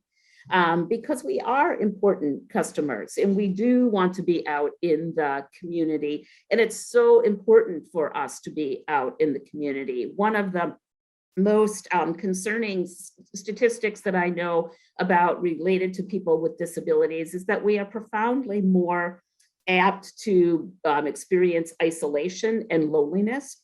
And the health effects of isolation and loneliness are equivalent to smoking multiple cigarettes a day. Might not affect the same organs in the same way, but very detrimental health effects. So sometimes even just getting out for a walk, popping into a shop to get a cup of coffee, or just to browse, have some human contact, be able to talk with the folks that are working there, is life affirming for folks with disabilities, particularly those who are no longer working or who have more limited family or community connections. Several years ago, we published a little booklet, and it's available on, this might be backwards, so my apologies if it is, and it's available on our website at wcblind.org. It's called Welcoming Main Street, and it's just a very short pamphlet on some of the things that businesses can do to really create welcome for people primarily with vision loss, since we were the ones that published it. And some of these things would just be wonderful for welcoming any folks with disabilities. And you can go to the news page on our website, scroll down to toolkits, and be able to download a PDF of that little toolkit. So I want to highlight just a few things from it. At first is, I think one of the biggest is, how are we when we encounter folks with disabilities? A lot of times the attitude that I experience from someone can create a sense of ease for me. I can take a deep breath, I can relax, or I can have to be on my guard. And I will remember that, how I felt when I was with you. So when I walk into a business and I am warmly welcomed, and acknowledged and spoken to directly, that leaves a significant lasting impact on me, because I was seen. even in this day and age and in this county, there are still regular instances that I experience where someone will say hello to other people in my party, not say hello to me, or even talk to me through somebody else that I'm with. I'm saying, does she need help with something? And that's painful to be on the receiving end of that. And that is a frequent experience for those of us with disability. So warmly welcoming us, applying those principles of excellent customer service, no matter who your guest is, may seem obvious. And it's still something that I think we need to be striving for in how we interact with people with disabilities. Some folks with disabilities will be very apparent, and you'll see it right away. I mean, you can see that I have a lot of rapid eye movement, so my disability is going to be pretty apparent to you. I'm a white cane user. But other folks' disabilities will be invisible. So that sense of welcome and warmth really goes a long way. Being very descriptive is also extremely helpful. So if I ask you where something is located and you just tell me it's over there and hand signal, I'm not going to understand your hand signal or be able to track it to where that over there is located. So, giving me information about, if you take 10 steps forward and then take a left, the object that you're looking for is down on the bottom shelf. That's awesome, because I don't necessarily want you to go run and get it for me, either walking me to the location or giving me those descriptions. Lets me be in charge of my own decision-making and empowers me in my shopping experience. So that descriptive language is really powerful. Also, speaking clearly is so important, especially for anyone with any particular sense of hearing loss, or someone who takes longer to process what you've said cognitively, that speaking clearly and articulately is again a gift to the shopper. Sometimes if your space is darker or there's uneven flooring, things like that, or even a change in flooring going from carpet to to hard flooring, those kinds of changes can be a little bit disorienting or a lot disorienting depending on the disability. So, if you ever feel like, you can or want to, it's very okay to ask, is there a way that I can offer assistance? And then I can tell you, just tell me a little bit more about the pathway. Or I might even say to you, would you be open to offering me sighted guide? And that would be, I would just take your elbow and you would walk me through an area that might be more confusing in your business. Asking that question of how can I help is just such a powerful question. I remember being in a yarn shop in Mount Horeb that sadly is not there anymore, Cat and Crow, but I will sing their praises. And I went in one day as an avid knitter and was asking about yarn. And the shop owner asked how she could be of assistance. And I told her that I have trouble distinguishing color and that I was looking for a particular type of yarn in a particular color, and could she assist? And she was so excited to show me the yarns that I was looking for in that particular color. So that question is just a gift. How can I be of assistance? How can I help? There's some small physical things that you can consider as well. If you know that your checkout counter has poor lighting, or there's a lot of shadow or glare in that area, putting a task light in that area can be incredibly helpful. And tasks like these days are, under $20 or, 50 if you want to get a more high-end one. And that task light, what task lighting does for so many people with disabilities and even without disabilities, is it puts the light right on the area that needs the focus. So whether it's signing a cash register or a credit card receipt, or being able to see something in particular, it's a simple way to create greater accessibility. Having things that have high contrast. If you've got big plate glass windows, you're putting things in your windows, signs or stickers, really incredibly helpful, especially if your plate glass windows are right next to your door. I will tell you, I walked into a plate glass window last week at full tilt ahead. I was fine, the window was fine, but it was quite a shocking experience. So some of those things that are already beneficial to the business, signage and advertisement or display also serve as really vital purpose for safety and accessibility.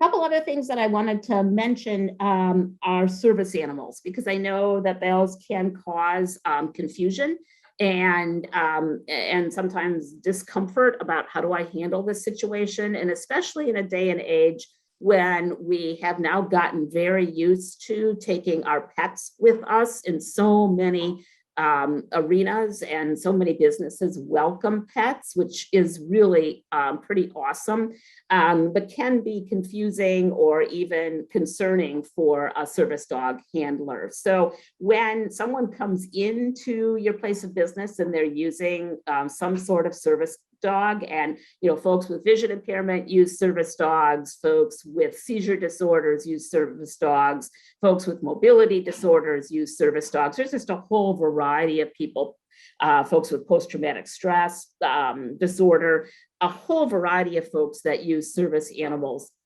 We really want to put our focus on the human being first and foremost, because it's the human being that we're having the interaction with, not the service dog. And then really taking the lead from the handler. They may say to you, my dog is working right now. So, really following through on that request to let the dog do its work, because it is providing critical service and working very closely with their human partner. Some service dog animals won't tell you the dog's name, even if you ask, what's your dog's name, because they're concerned that if the dog hears its name, it will be distracted from doing the important work that it does. Sometimes folks will ask me, can I ask someone if the dog is a service dog? So just to kind of touch base on that, there are two primary questions you can ask. One is if the dog has been trained to do a particular task or a particular service, and then what that service is or what that task is. You can't ask, for identification of the service dog, anything like that. If someone produces identification, the likelihood that they got that identification on the internet for $9.95 is probably pretty high. If the dog came from somewhere like OccuPaws or Leader Dog, they're not handing out certificates, because the dog does not have to carry a certificate. It really is the handler's job to tell you, if you ask, what the task is that the dog is there to perform. Last thing, because I know we're running towards the end of our time together, is just that encouragement to really consider those of us with disabilities as pretty awesome potential teammates in your business. Folks with disabilities deal with disproportionate levels of unemployment, anywhere from 40 to 70%, depending on the disability. So those of us with vision loss often experience 70%. We're on the higher end of the unemployment spectrum. Some of that is due to lack of transportation options and being able to get to and from work safely and in a timely manner. Some of it is due to lack of the access technologies that we need. Those have become down in price so significantly in a lot of ways that they're becoming much more accessible for businesses to have some of those access technologies available. And if you're partnering with Department of Vocational Rehabilitation with the state DWD, some of that can be provided through the individual's collaboration with DVR. And frequently we are really very loyal employees and stay with an organization or a business for a long time because we have such a strong, in general, commitment to really wanting to work and really wanting to make a positive contribution in our community. So I'm going to pause there, recognizing that we are just up before 1 o'clock. And Jason, I'll ask you if you can help facilitate any questions or comments from the folks who are participating with us today. Hello, Denise. So I'm curious to know a bit more about this initiatives from the Council of the Blind and things that you're working on, and particularly if there's like an employment program, if you help people get connected to jobs. Amber, wonderful question. Thank you so much. So the focus for us at the council is providing the necessary access technology training and life skills training that folks need in order to increase their employability. So we have an access technology instructor or specialist.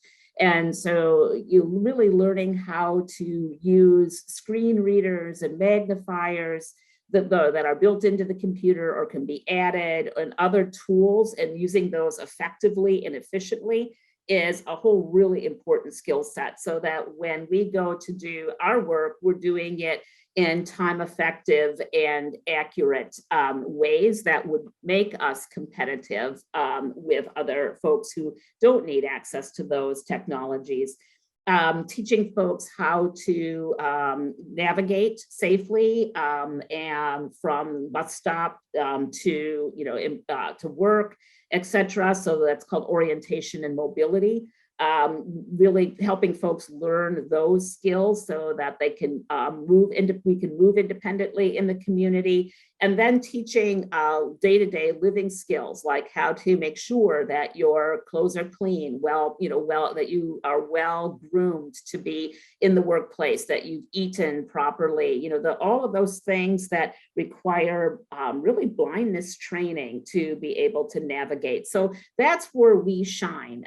We don't have the capacity to help people link between us and jobs, but we can support folks in developing the skills and confidence to be ready to either move into the workforce or sustain being in the workforce.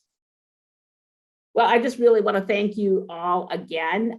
Please feel free to reach out to me at djess@wcblind.org. I'm happy to connect with you for further conversation, and also really excited to be a new member of Dane by Local. So I'm hopeful that our paths will cross in some really exciting ways in the next number of months. So thanks again for this great opportunity.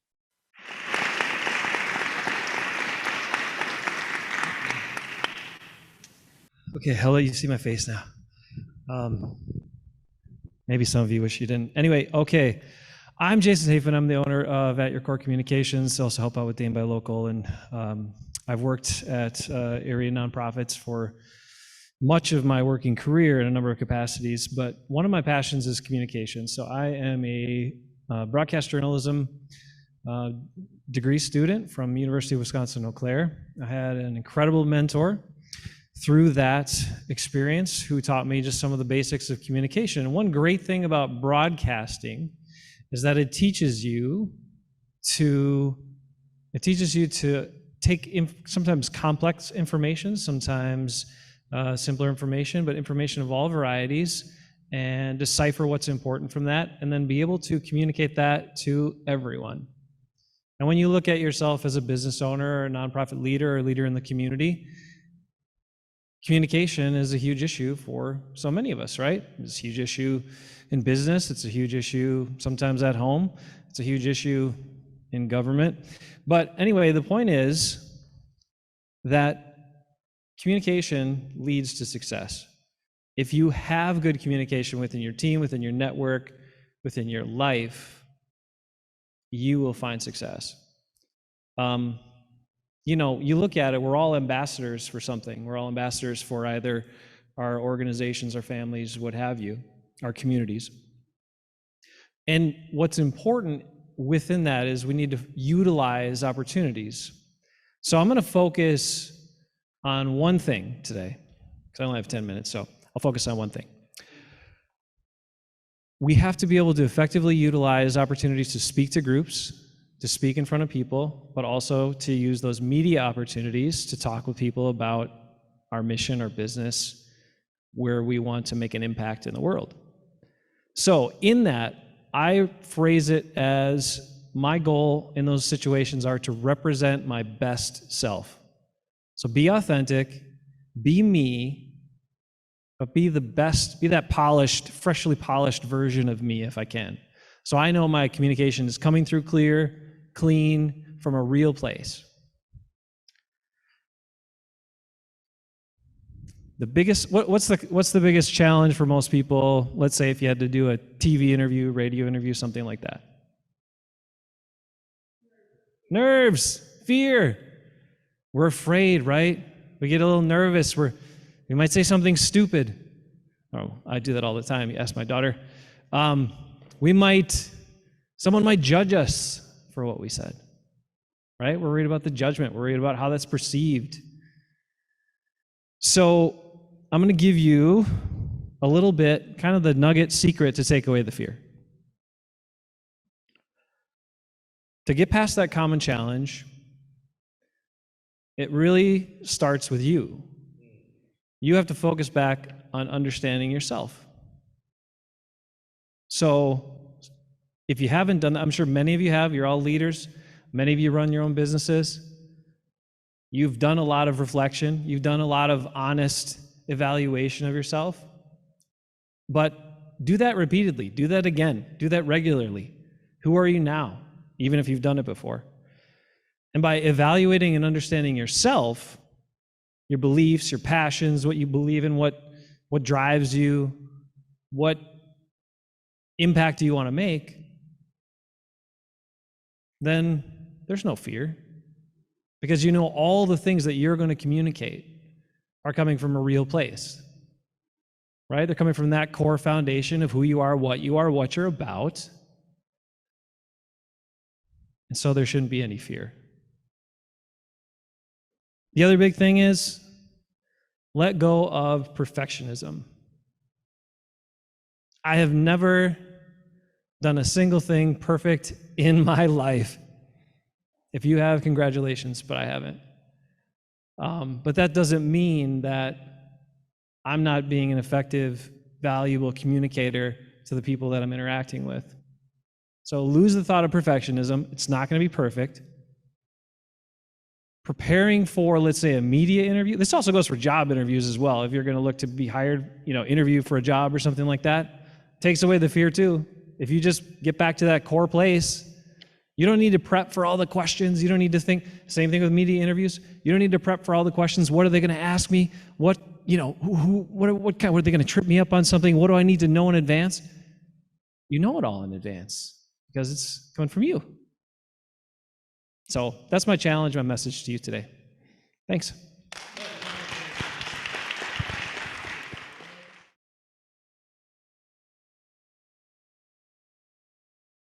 All of you lovely panelists, would you please, one at a time, introduce yourself and also tell us your business?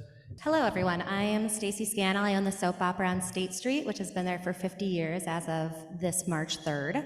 I've owned it since 2016, however, and have had to implement new changes to keep it growing and keep it going as a retail shop in this day and age. And so I have a lot of good wisdom on that and things that I've done and things that I've definitely kept because you don't want to, fix something if it isn't broken either. Yeah, I think that's about it for me. Matt Van Est. My wife and I are co-owners of Brasserie B on Monroe Street. Been there for 15 years this summer. And Long Table Beer Cafe in Middleton. Been here for 5 years this fall. We were late to the restaurant business, not starting that till we were in our 40s. And so it's been a little bit different adventure for us, but we had a lot of wisdom in our corporate life previous to that. So hopefully that's helped us out, and we'll answer a few questions for you guys today. Hello, everyone. My name is Kat Casey, and I am the owner of Mala Yoga Center. I'm so honored to be here today. Thank you, Megan, for inviting me. I think I'm mostly here today because over the past couple of years, I've really started to refine my mission and vision as a business owner to step onto my platform and use it to exercise yoga as a tool for social justice, really opening up and holding sacred space for all individuals to come as their authentic selves, find a place for healing and wellness, regardless of your intersectional identity, of your ability or disability, of your race, class, culture. This is a space for all, and that was the original intention, one of the many original intentions for yoga. So as a result, I've developed all sorts of scholarships and partnered with different organizations to be able to hold space for anyone who wants to come and take practice regardless of their financial status, of anything. All are welcome. So I hope to inspire and share my knowledge with you today. Thank you so much.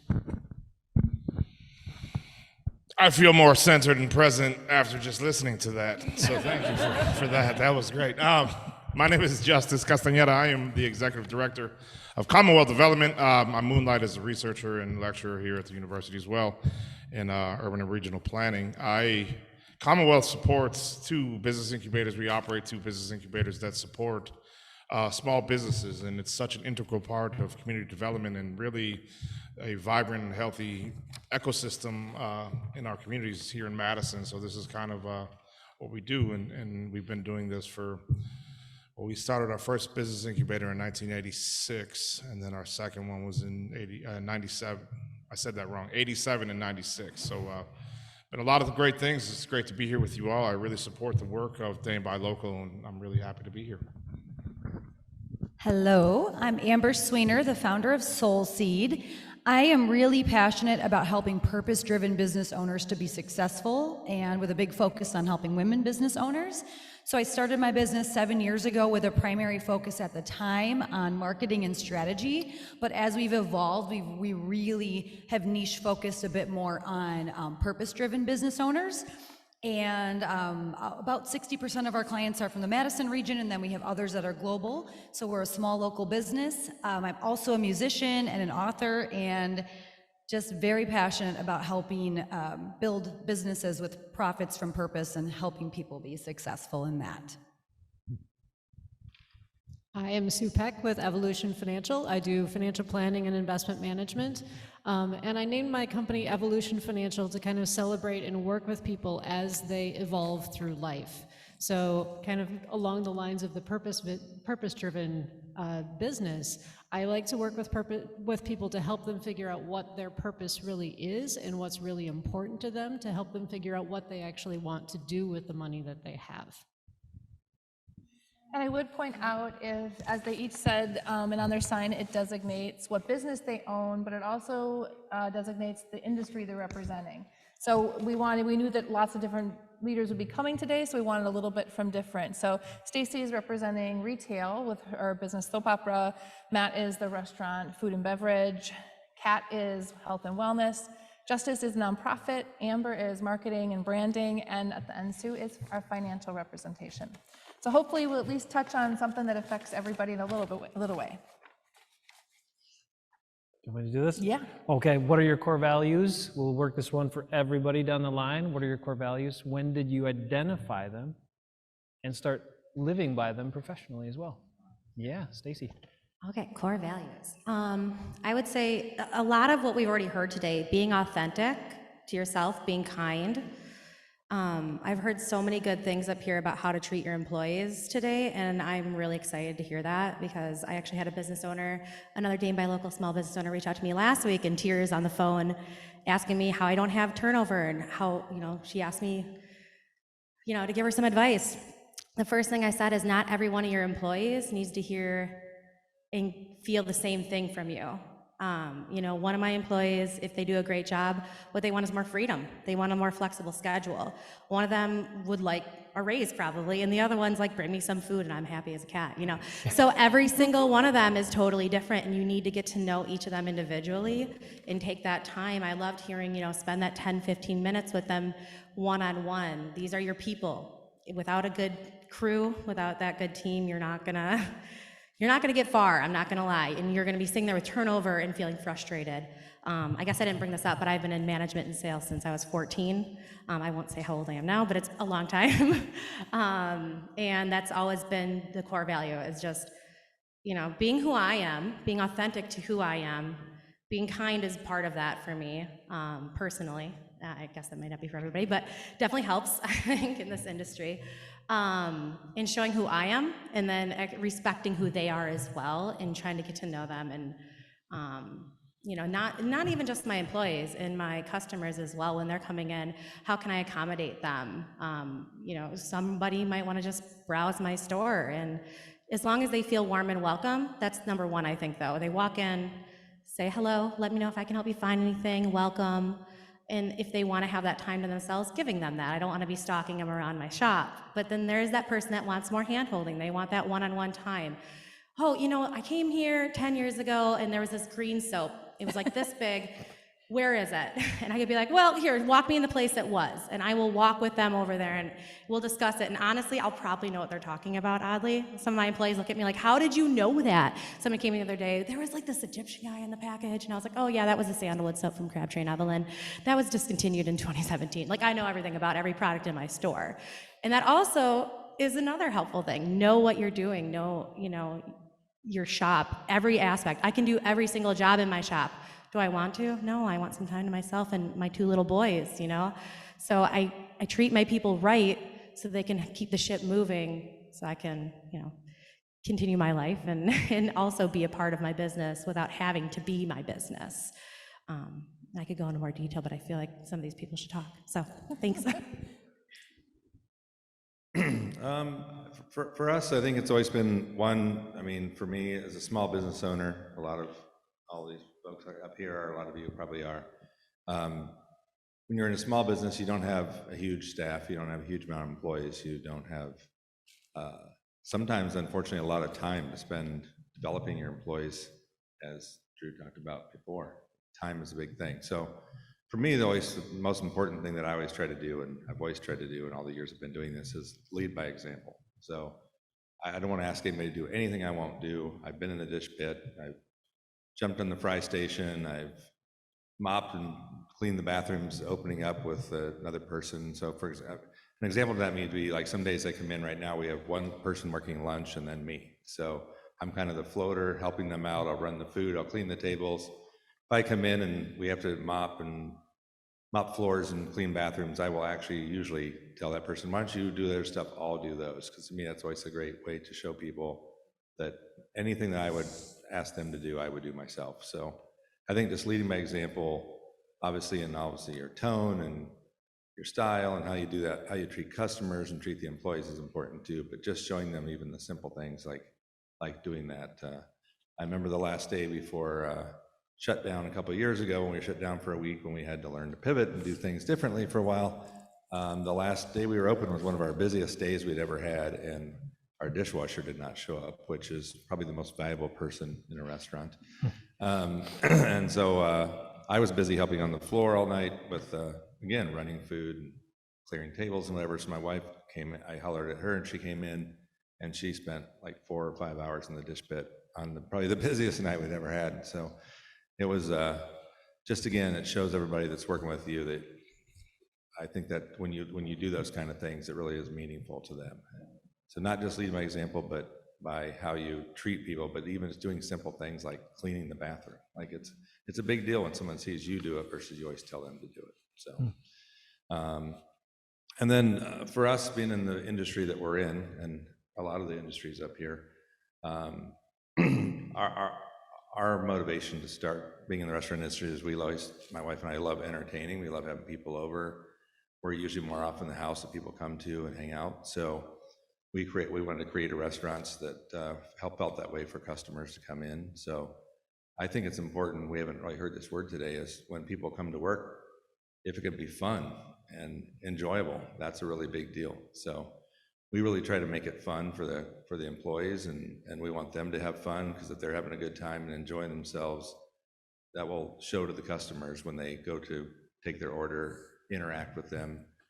They'll see an energy level that I think makes the energy good for them when they come in. People don't want to go to eat at most restaurants unless you're going through a drive-through or something. You're not going there to gobble down some food and go. You're going there to talk with a friend, talk with your partner, meet some other people. Maybe it's a business meeting, whatever. So I think it's important to make it fun, still serious and still focused and still professional, but I think fun is another word that often isn't used. So that's kind of two of the things that we really focus on.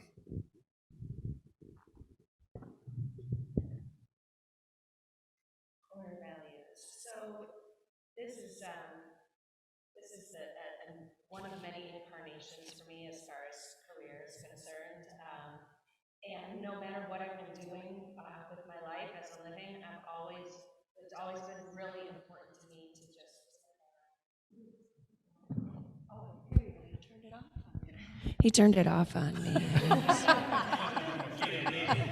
It's his fault. Okay, thank you. No, that's okay. I can still hear you. You hear me? Do I need to start over? Okay, I'll cut right to it. I've had several careers in my lifetime. I'm sure this is not my last one, especially knowing myself.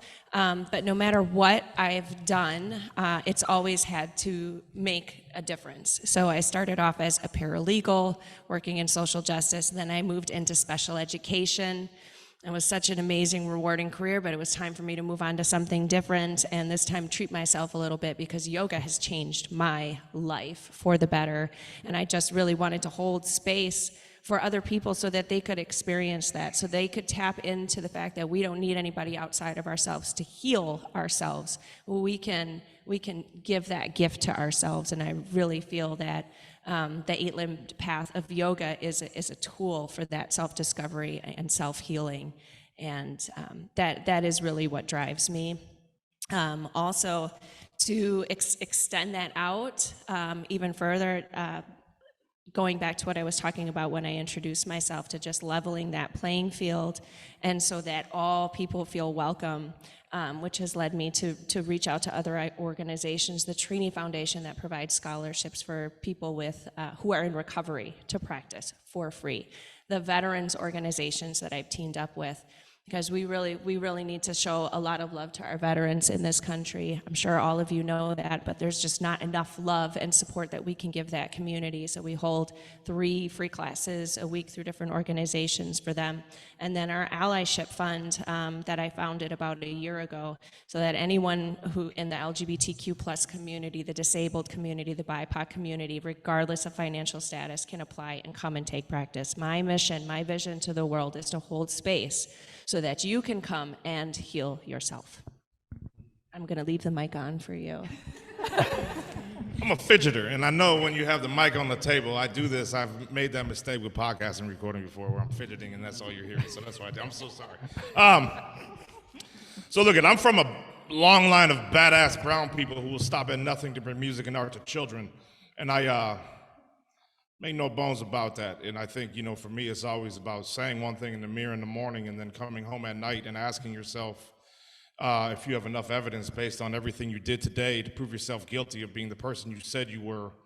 And it doesn't matter what you said to other people, it's about who you are to you. That's me. Commonwealth Development, we've been, it's an idea that was started, and I say this in the most endearing way, by a bunch of hippies at the end of the 70s.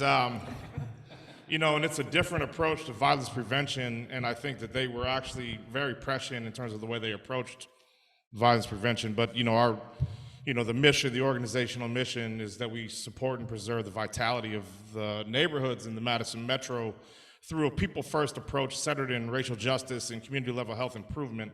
And we have core program areas of healthy housing, housing as if it was for human beings, equitable economic development, and sustainable land use. We have a staff of about 30 folks, and I will say that the life in their lives, something that we talk about a lot, and I say this in the kind of bell hooks framing of it, is centered in love, and it has to be there. And I ask us all, when people get there, we do a kind of an initial orientation with me and some of the senior staff and the individual, and I always say we got to put, everybody has something that they love, and someone that they love, and things that they love doing, and when they're there with us, they're not with that. And so we always ask people to put that in the middle of the room.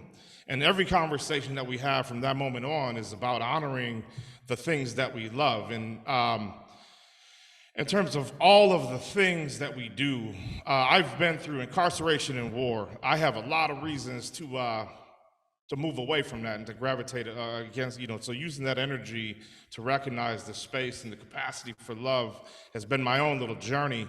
But, when you think about it in terms of housing or neighborhoods, what people ask about housing and what we mean by neighborhoods, I say, well, just imagine the first time that you fell in love. And it doesn't have to be with a person. It can be with reading or running or writing or cooking or any of the things that people fall in love with. And then look at a place where you're asking children to be and imagine being there and falling in love. And if you can't imagine that, then imagine what we would have to do so that you could think about being a child and falling in love in that space. And that's kind of how we, so it's very, we honor Commonwealth hippies. We were founded on Valentine's Day of 1979 because, and our kind of inception started with the Willie Street Fair, which is our gala. You guys are all invited. If you say my name, you can get it for free. No, you can get it for free anyway. But it started in 77, the Willie Street Fair did, and those guys, there was a lot of violence in the neighborhood, and their thinking was like, how do we address violence? And if you just think about it today and how different it is, what are we gonna do? We're gonna play music in the street first, and then we're gonna create this entity, and then we're gonna buy a bunch of housing and create low-income housing for families, and then we're gonna create incubators to create an economy, and then we're going to train the people to work in the businesses in the neighborhood, and that's how they thought about violence prevention.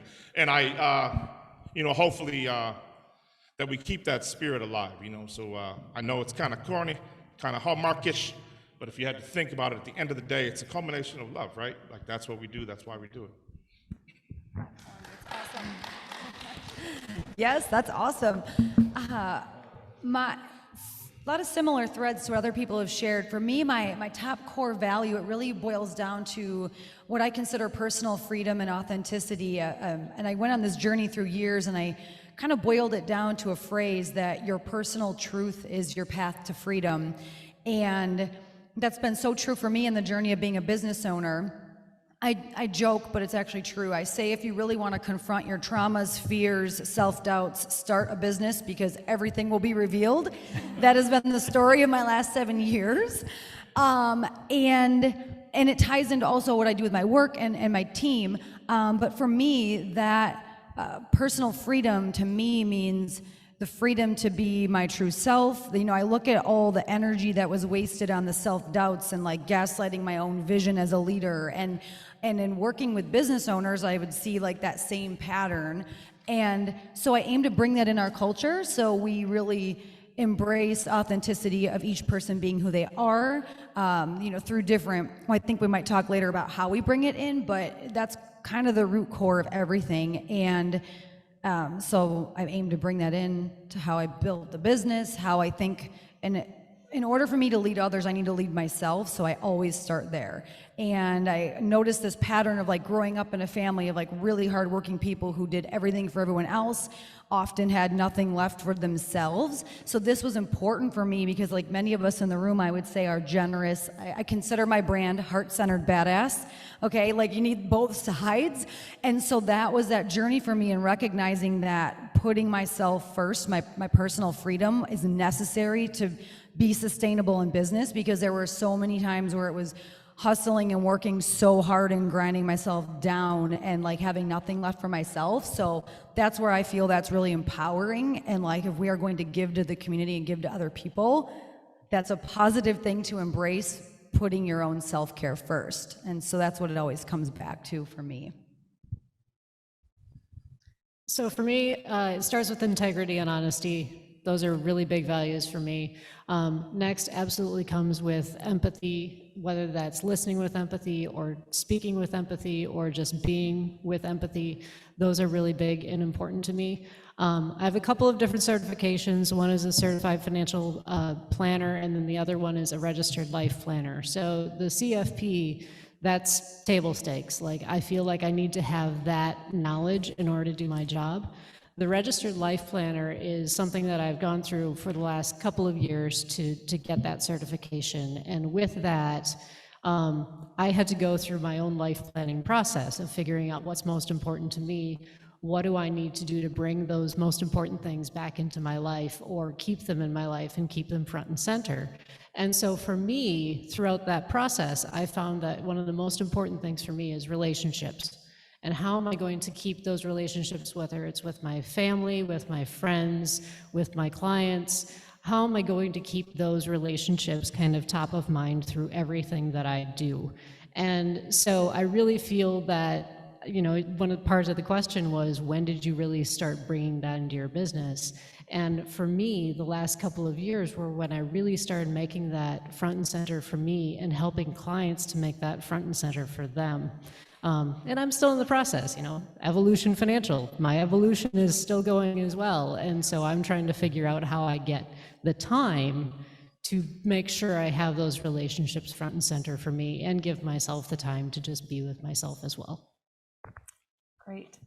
And I will insert a comment from one of my kids when I said what I was doing today, and they looked at, I showed them the website, and they said, that is a fantastic group of panelists' hairdos. So, that's some great hair. I was actually going to ask, you know, did you guys all, I mean, was this like a competition or what? I mean, Justice, that's fresh. You know, I know Sue just went and got her hair cut. Amber, I mean, we're all doing it. Stacy's like, okay. Matt, you're doing what you can. I totally get it. Just playing. All right. Well, I appreciate all those answers and the passion that goes into them. The next jump is probably what a lot of us, we get inspired and then we leave here and we go, oh, how do I do that?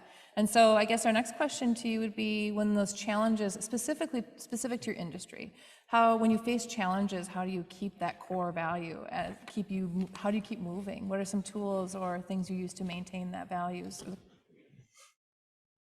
Yeah, that's a big question. I guess, I mean, what helps you get through the challenges is your core values, I feel like, you know, and it's hard. There's so many ups and downs in the retail industry, though. I mean, I've lost so many vendors due to, you know, having a vendor since the 70s that is just tired and wants to retire now. A few of things like that happen, and my customers are upset because I don't have their products that they want anymore. I have to apologize because they just don't exist anymore. I'm sorry.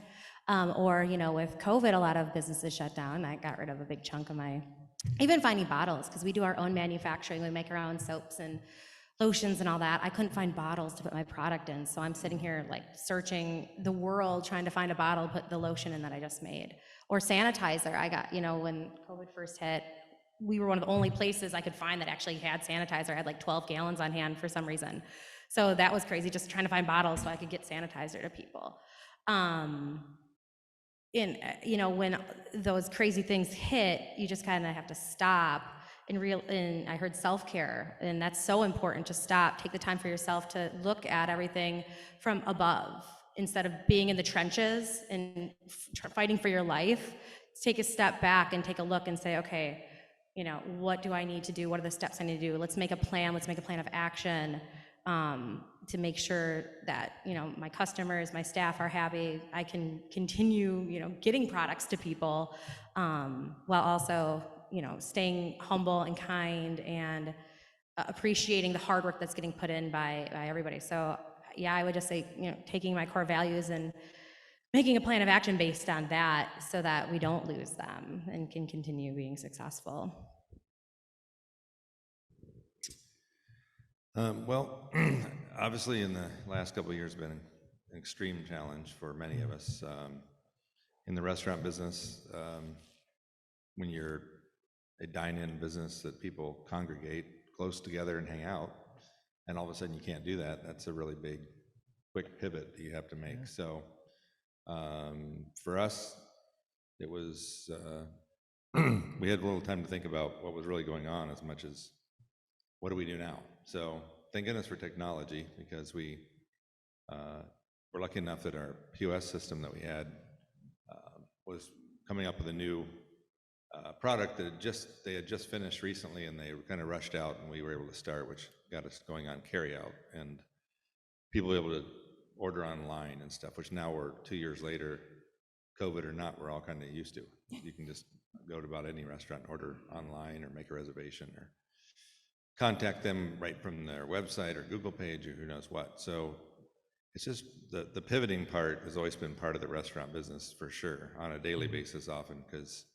like I said, the dishwasher doesn't show up, or you're short a server, or whatever it is that you have to do. But for us, really, it was like, I think the big thing is just to not panic. So there's a lot of challenges on a daily and weekly basis, and realize that a day of reduced service, or a day of let's just close for the day and give everybody the day off and pay them anyway, or whatever, isn't going to make or break your business. You're going to survive.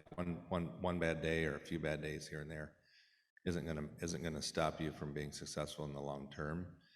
In the moment, sometimes it feels like it's an emergency, and like, oh my gosh, what are we going to do? But I think it's really important to just take a step back, whatever the problem is in front of you. I'm not a panicky type person, so I'm always pretty calm. So when there is a problem, I usually just try to figure out, how do we fix it? What can we do about it? So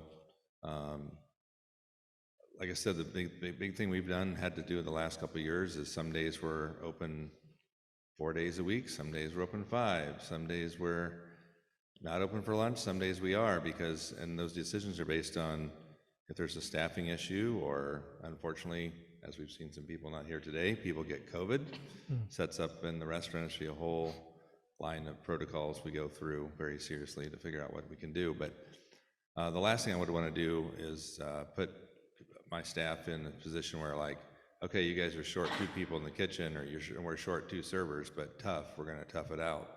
That's not the way to do things. That's the old way of doing things. But I think the way we just do it, we just seat less tables, or we just have less hours, whatever we need to do. So pivoting is really the big thing of the day. Unfortunately, it feels like it's going to keep going that way for a while, but as long as you keep focused on what's in front of you and figure out ways to do so, and also, again, back to be a leader. Don't show panic to your staff, and stay calm and show them that you're not the one panicking. That'll make them much calmer and relaxed and ready to go.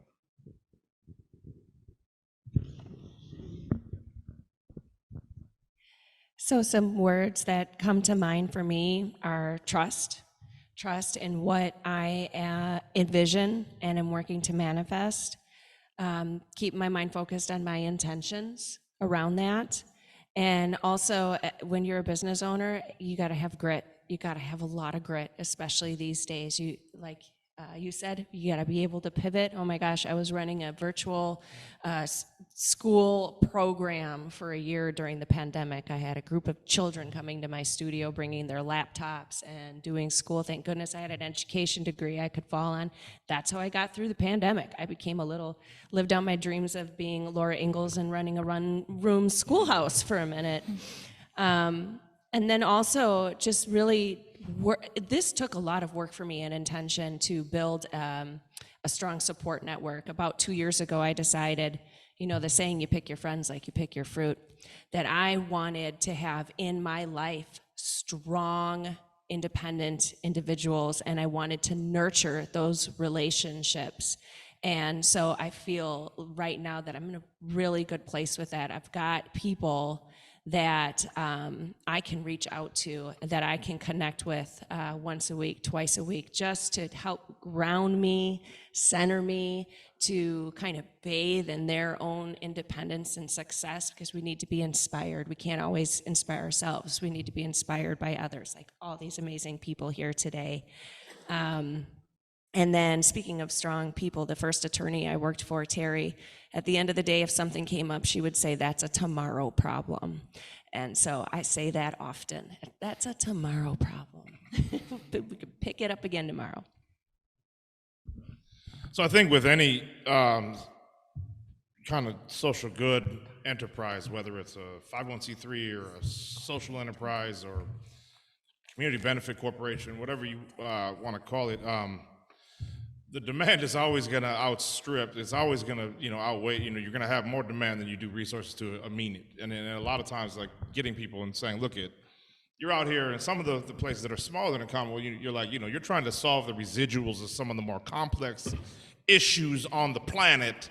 And it's like you and 3 other people and 2 AmeriCorps folks for the summer. You're not going to do it. You're not going to solve all those things. So, it's coming down to it. Commonwealth was founded. It's a really interesting entity. We only get, for a nonprofit or a 501c3, I hate the term nonprofit because I feel like it's like the NFL is a nonprofit, Aetna is a nonprofit, the University of Wisconsin's a nonprofit. What does that even mean? It's so ubiquitous. It's a 501c3, it's a tax designation, that's it. It's a business.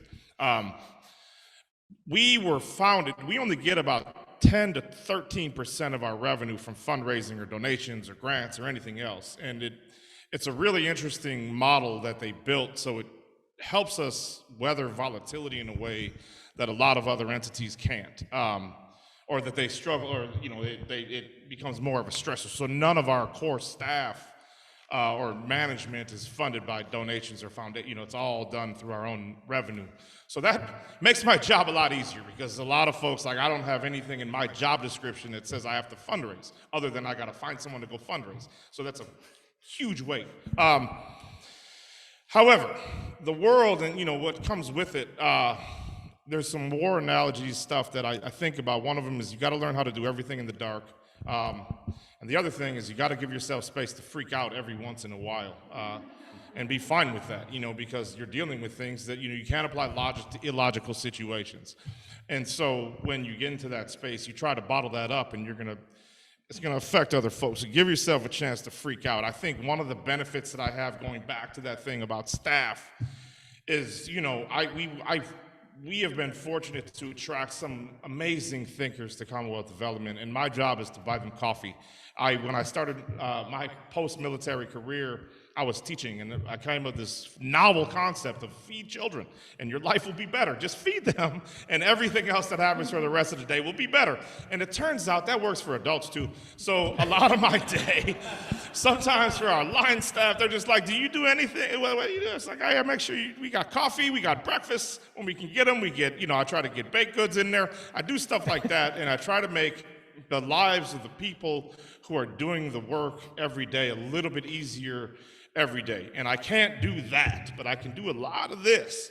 And so I try to do that, and somehow through my own self-serving way, it comes back and it reciprocates. I think if I had to think about it, what do you do? It's, be good to the people you meet good people, you approach every situation so much as you're able, absent of self-interest, make more people laugh than you do cry, and at the end of the day, if gravity doesn't take care of the rest, then find a way to love them even when they can't take a joke. So much poetry here today. The musician in the room, we're over here like, okay, let me get some lyrics. So for me, it's values helped us through the challenging time of the last few years. Well, it helped the fact that I would put the energy in from the beginning of defining what that is for us, as a team. And it's not just a word on a paper, but we have defined ways of being, phrases that I use all the time: progress over perfection, drop judgment, get curious instead. So these ways of being that I would always invite the team on how to be in situations. And we've always done twice-a-year team retreats. Even, if the budget wasn't there or due to COVID, we couldn't be in person, we've still kept that, and then we've done it virtual. And those retreats are always to revisit this and create space to revisit, are these core values still authentic to us? So one specific way we've done that is we defined what they are, and then we defined what does that look like in practice when you're doing it above expectation, at expectation, what we're striving for every day, and then what does that look like when you're falling below, so that people could self kind of recognize, and it just gave us that shared context so that, through the challenges of the last few years, we were able to point to some of those phrases and be like, okay, team, this is a time where we're going to need everybody to put on entrepreneurship. It's kind of a phrase now, like that's one of our values, which was empowering everyone to be like an entrepreneur within the team. And so when things were challenging, we could bring that kind of phrase to a conversation and say, we need everyone to put on the entrepreneurship hat right now. If you were the CEO, what would you do? And then like having that open door space of, we're going to be curious instead of, judgment-free curious, progress over perfection. So just like even defining what those are so that people have the safety of knowing what is on the table in a conversation, truthfully, like that helped a lot, that we had put the legwork in so that we weren't doing it when things were already really difficult. It helped that we'd already put it in when times were good, right? So yeah, that helped us a lot. So I don't know if anybody's looked at the stock market recently, but that has been somewhat of a stressful factor in my life as of late. If you haven't looked at it, just don't. It's better if you don't. So I was having a really rough day on Friday, and I had sent out, you're looking at your phone, don't look at the stock market. I saw you picked it, don't do it. So I was having a rough day last week.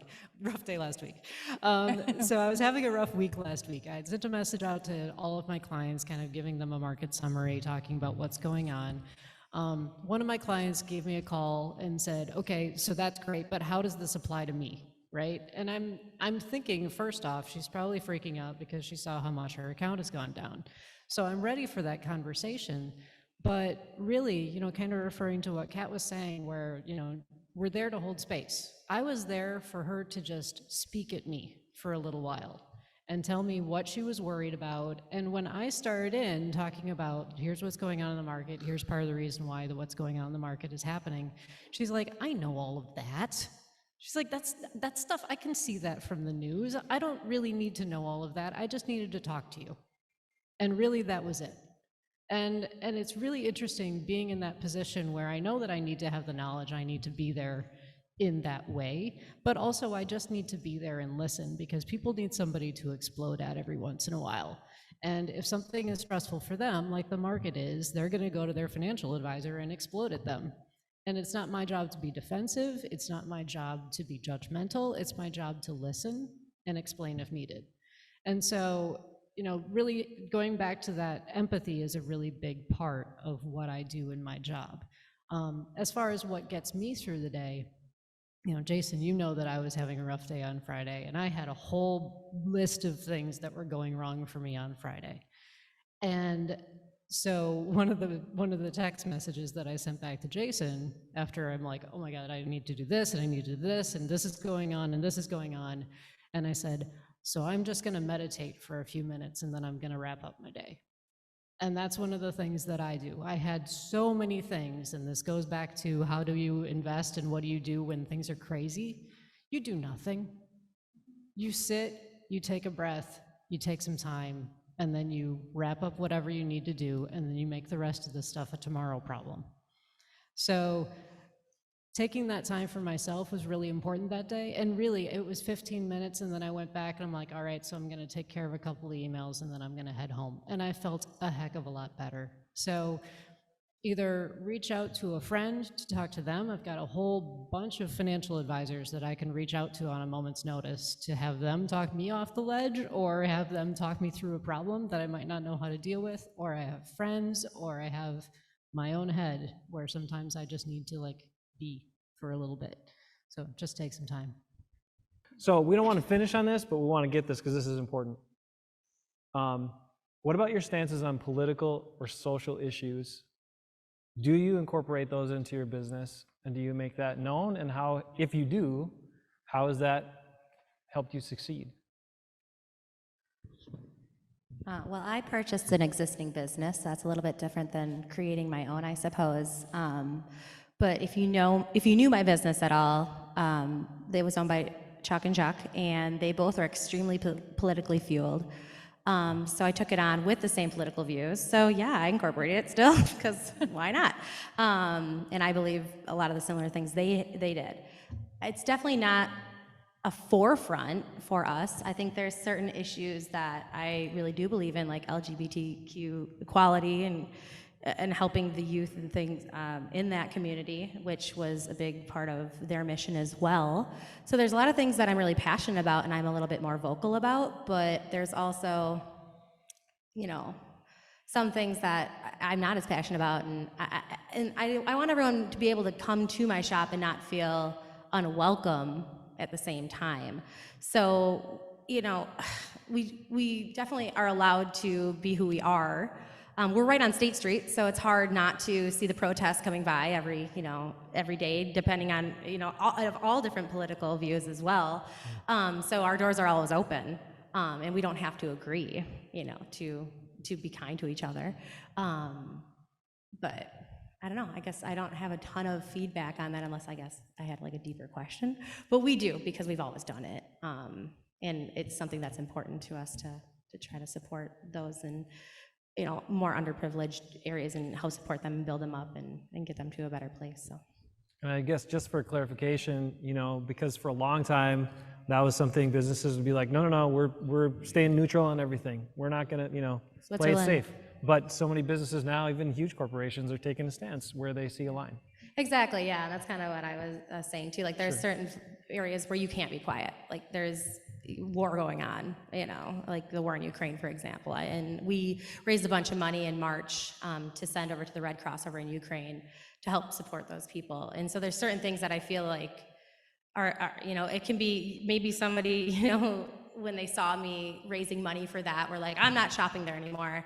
And that's okay, because there's a lot of people that said, wow, that's an awesome thing that you're doing. Here's an extra sale, and things like that. So if you really truly believe in something and it's part of your core values, like we've been talking about, I think you need to stay true to yourself and stay authentic to that. To keep true to yourself, because you only live one life. And if it's, you don't have to make your business all about that, but you have to stay who you are at the same time. Yeah, definitely. That's a very challenging, tough question. I do feel first, I would say it's up to every single individual business and business owner to decide, and it's their right to be very, very vocal, be somewhere in between, and be somewhere completely silent, and everyone should feel that's okay. A lot of us, my wife and I are have very strong political views and are very involved and have lots of strong conversation with lots of people, but we don't really put it out there in our business. In a restaurant, it's a really tough thing. I don't want someone not to feel welcome to come in, no matter who they are or what their beliefs are. It's not me to decide. We're somewhere people come for joy and conversation, hopefully. Hopefully a lot of that conversation can be that. So what we do though is that we do a lot of fundraising. That's kind of where we kind of try to do. So we try to, and volunteering. So those two things are where we do a lot of different one-day ideas, or we'll do something for a month for an organization. We've done a lot of donating food, especially in the last couple of years. So we try to do it that way by helping out everywhere from people that are underprivileged to people that are senior citizens to LGBTQ groups or whatever it might be. So we've done fundraising and food and stuff like that for all kinds of different groups. And that is public. We're putting that out there in our newsletter. We'll put that on our social media pages. So that's kind of how we've decided to do it. But again, I don't really think there's a right or wrong. It's up to each individual business owner to decide that. And unfortunately, there can be a price paid for some, and some people could say, well, you should pay that price. Well, it's like that. I think it's one thing I always forget about all of us small business owners, but restaurateurs and retailers, as people come into your shop or come into our store, this is how we make a living. It's not just something we're doing for fun. It's like, hopefully it's fun, but people sometimes forget when they go to a restaurant, I think, or go to a retail store like the Soapbox, it's your soapbox. Say you were on your soapbox. They forget that that's how people make a living. You know, you're there to, that's your job, that's your income, that's how you take care of your family and stuff. So there is a little balance that always has to be in there, but I think, you know, everybody does a little bit in their own way, and that's how we do ours.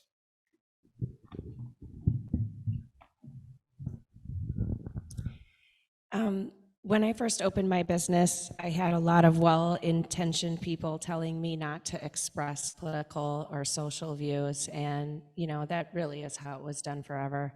I've always had very strong beliefs, always held space for all, but then over the pandemic,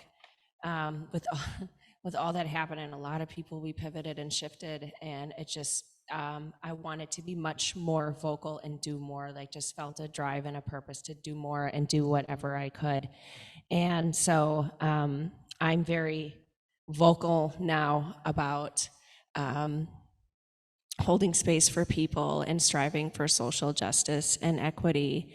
And I've worked with diversity, equity, inclusion specialists to help kind of refine my voice and to create the Allyship Fund, to continue my networking, to reach out to veterans, to people in recovery. And honestly, it has brought nothing but abundance to me, to my life, to my business, to the people that walk through our doors. It's just been a really wonderful experience. And there probably are some people out there that I've rubbed the wrong way by speaking my truth. But there's an old saying that if you ain't feeling this, then damn it, this ain't for you. And so, yeah, I may have taken some hits in my business that I'm not even aware of because I'm not putting any energy into that. I'm just gonna focus on what it has brought to me, to my life, and to the people that I serve.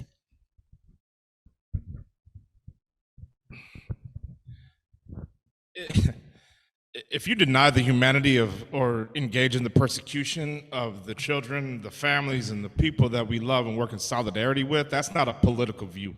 That's a personal statement. I'm gonna take issue and say what you will. You know, one of the things that's cool about us only getting 12% of money from other people is you can't take our money away because you ain't giving us any money. So if you wanna give us some money so that you can later on take it away, that's cool too, come on.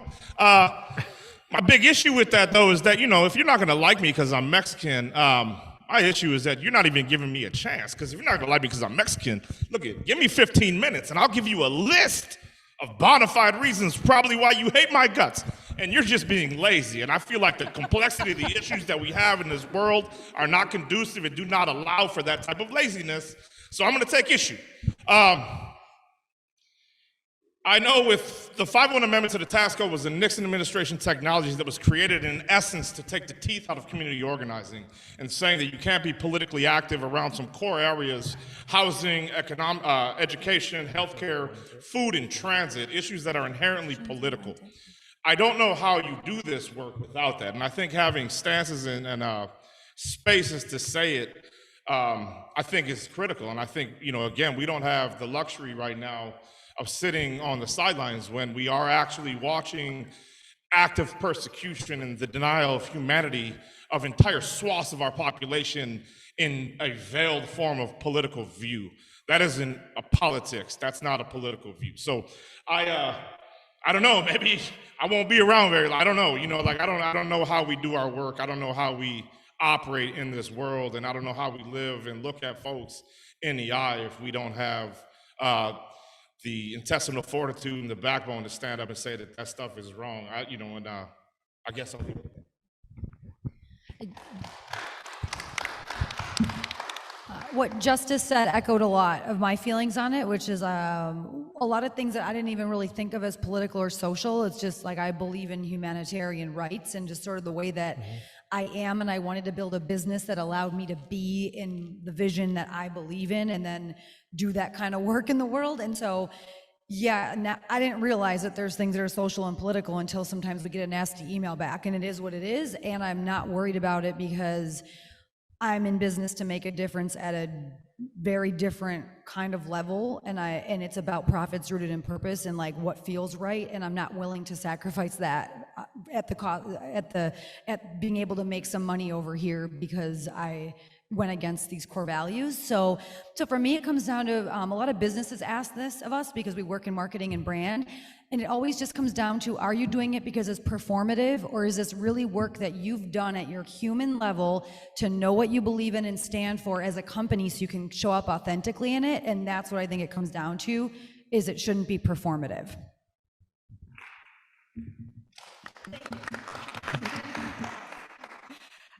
So a lot of people who work in finance lean a little bit or a lot bit to the right, and I tend to not.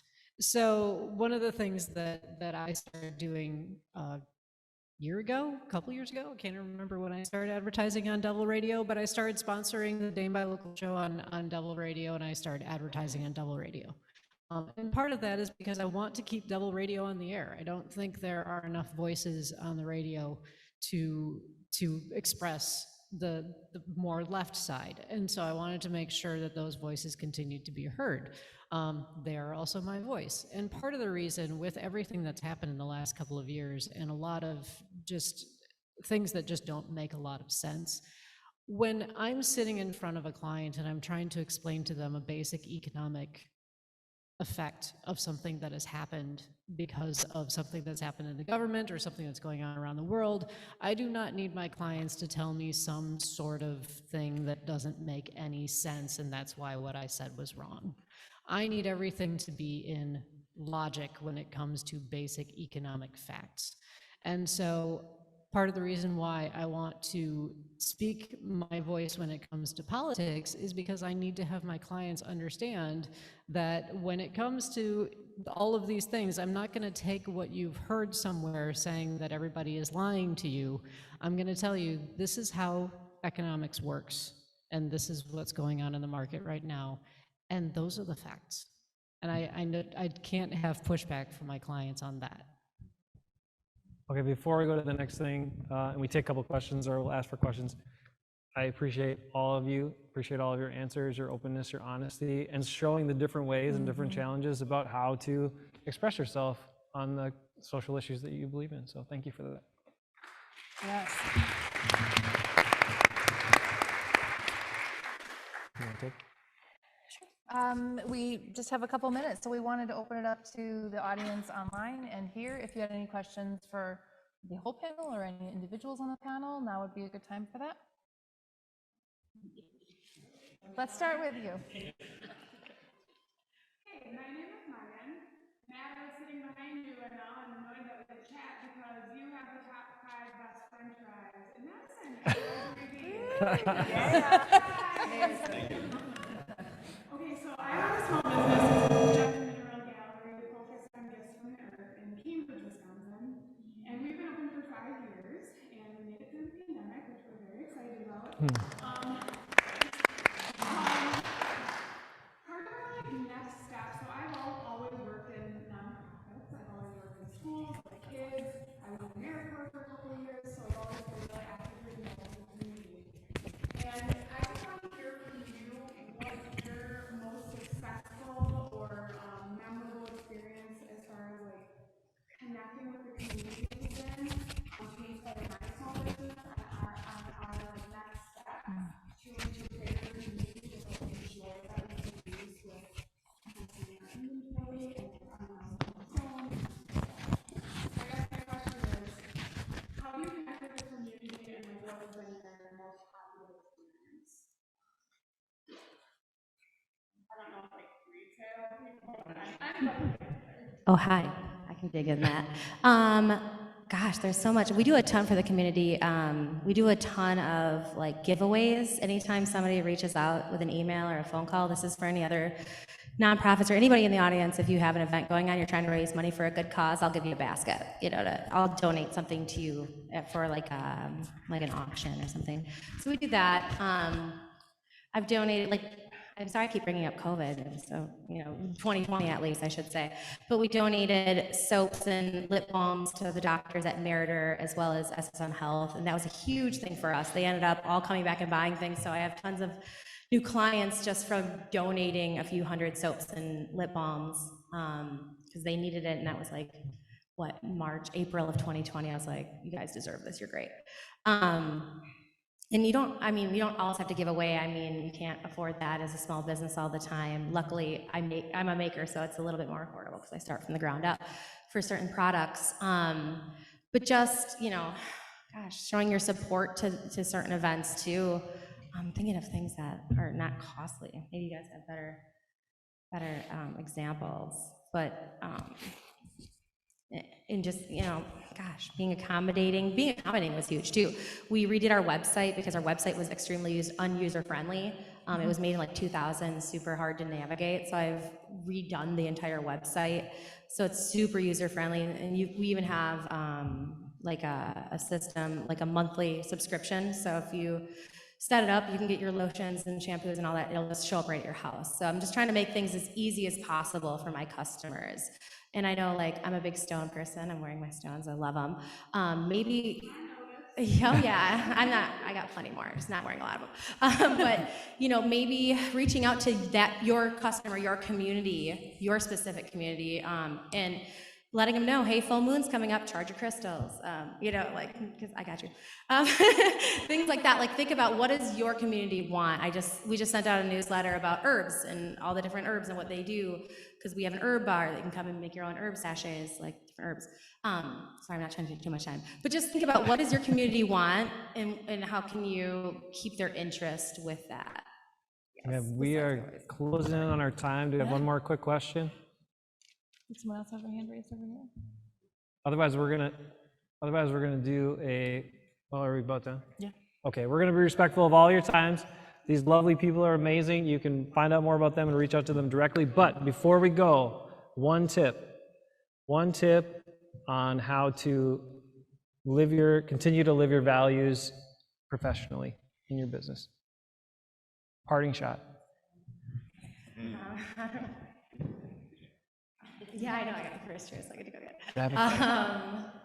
One tip. I kind of said it during the first answer, just, be authentic to yourself and put your values in everything you do. Whether that's your hiring, you're ordering your inventory, all of that, just put your values first and keep them in the forefront. I think I would just say, again, just staying focused on, like you said, really, it sounds repetitive, but be who you are and be proud of who you are and treat your people right. Just as long as you do those things, that's what we focused on, especially the last couple of years. Again, with all the pivoting that I mentioned earlier, just, lessening our hours, working,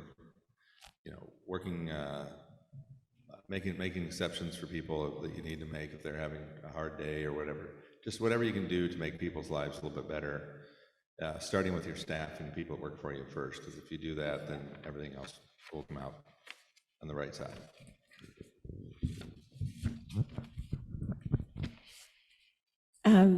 Do everything with intention, not because it's something you should do, not because it's something you have to do, but get clear on your vision and your intention, and just make sure that everything that you do is in alignment with that. So I said earlier, from a long line of badass brown people who will stop at nothing to bring music and art to children, that's taken a lifetime to figure out, or whatever part of a lifetime I'm at. But, incarceration, war, and a lot of, traveling to every body of water on this continent, all the mountain ranges and a lot of things in between. And I think all of us finding that and then doing the thing I said, which is say it in the morning, and then ask yourself at the end of the day if you have enough evidence to say it, and if you don't, then figure out what that thing is, and keep doing that. Rinse and repeat. Yeah, define your values and then filter your decisions through that. It helps make things clear, what needs to drop away and really where your focus needs to go. Yeah, stop and figure out what's most important to you first, because then the actions that you take will get you there. Beautiful. All right, so a quick reminder, we have coupons up here for soap opera and Mala Yoga and business cards. Also, on the bottom of your thing, please don't forget to take just a few moments for the exit or the event feedback. But most importantly, let's thank all of our speakers. We really, really appreciate everything you had to say.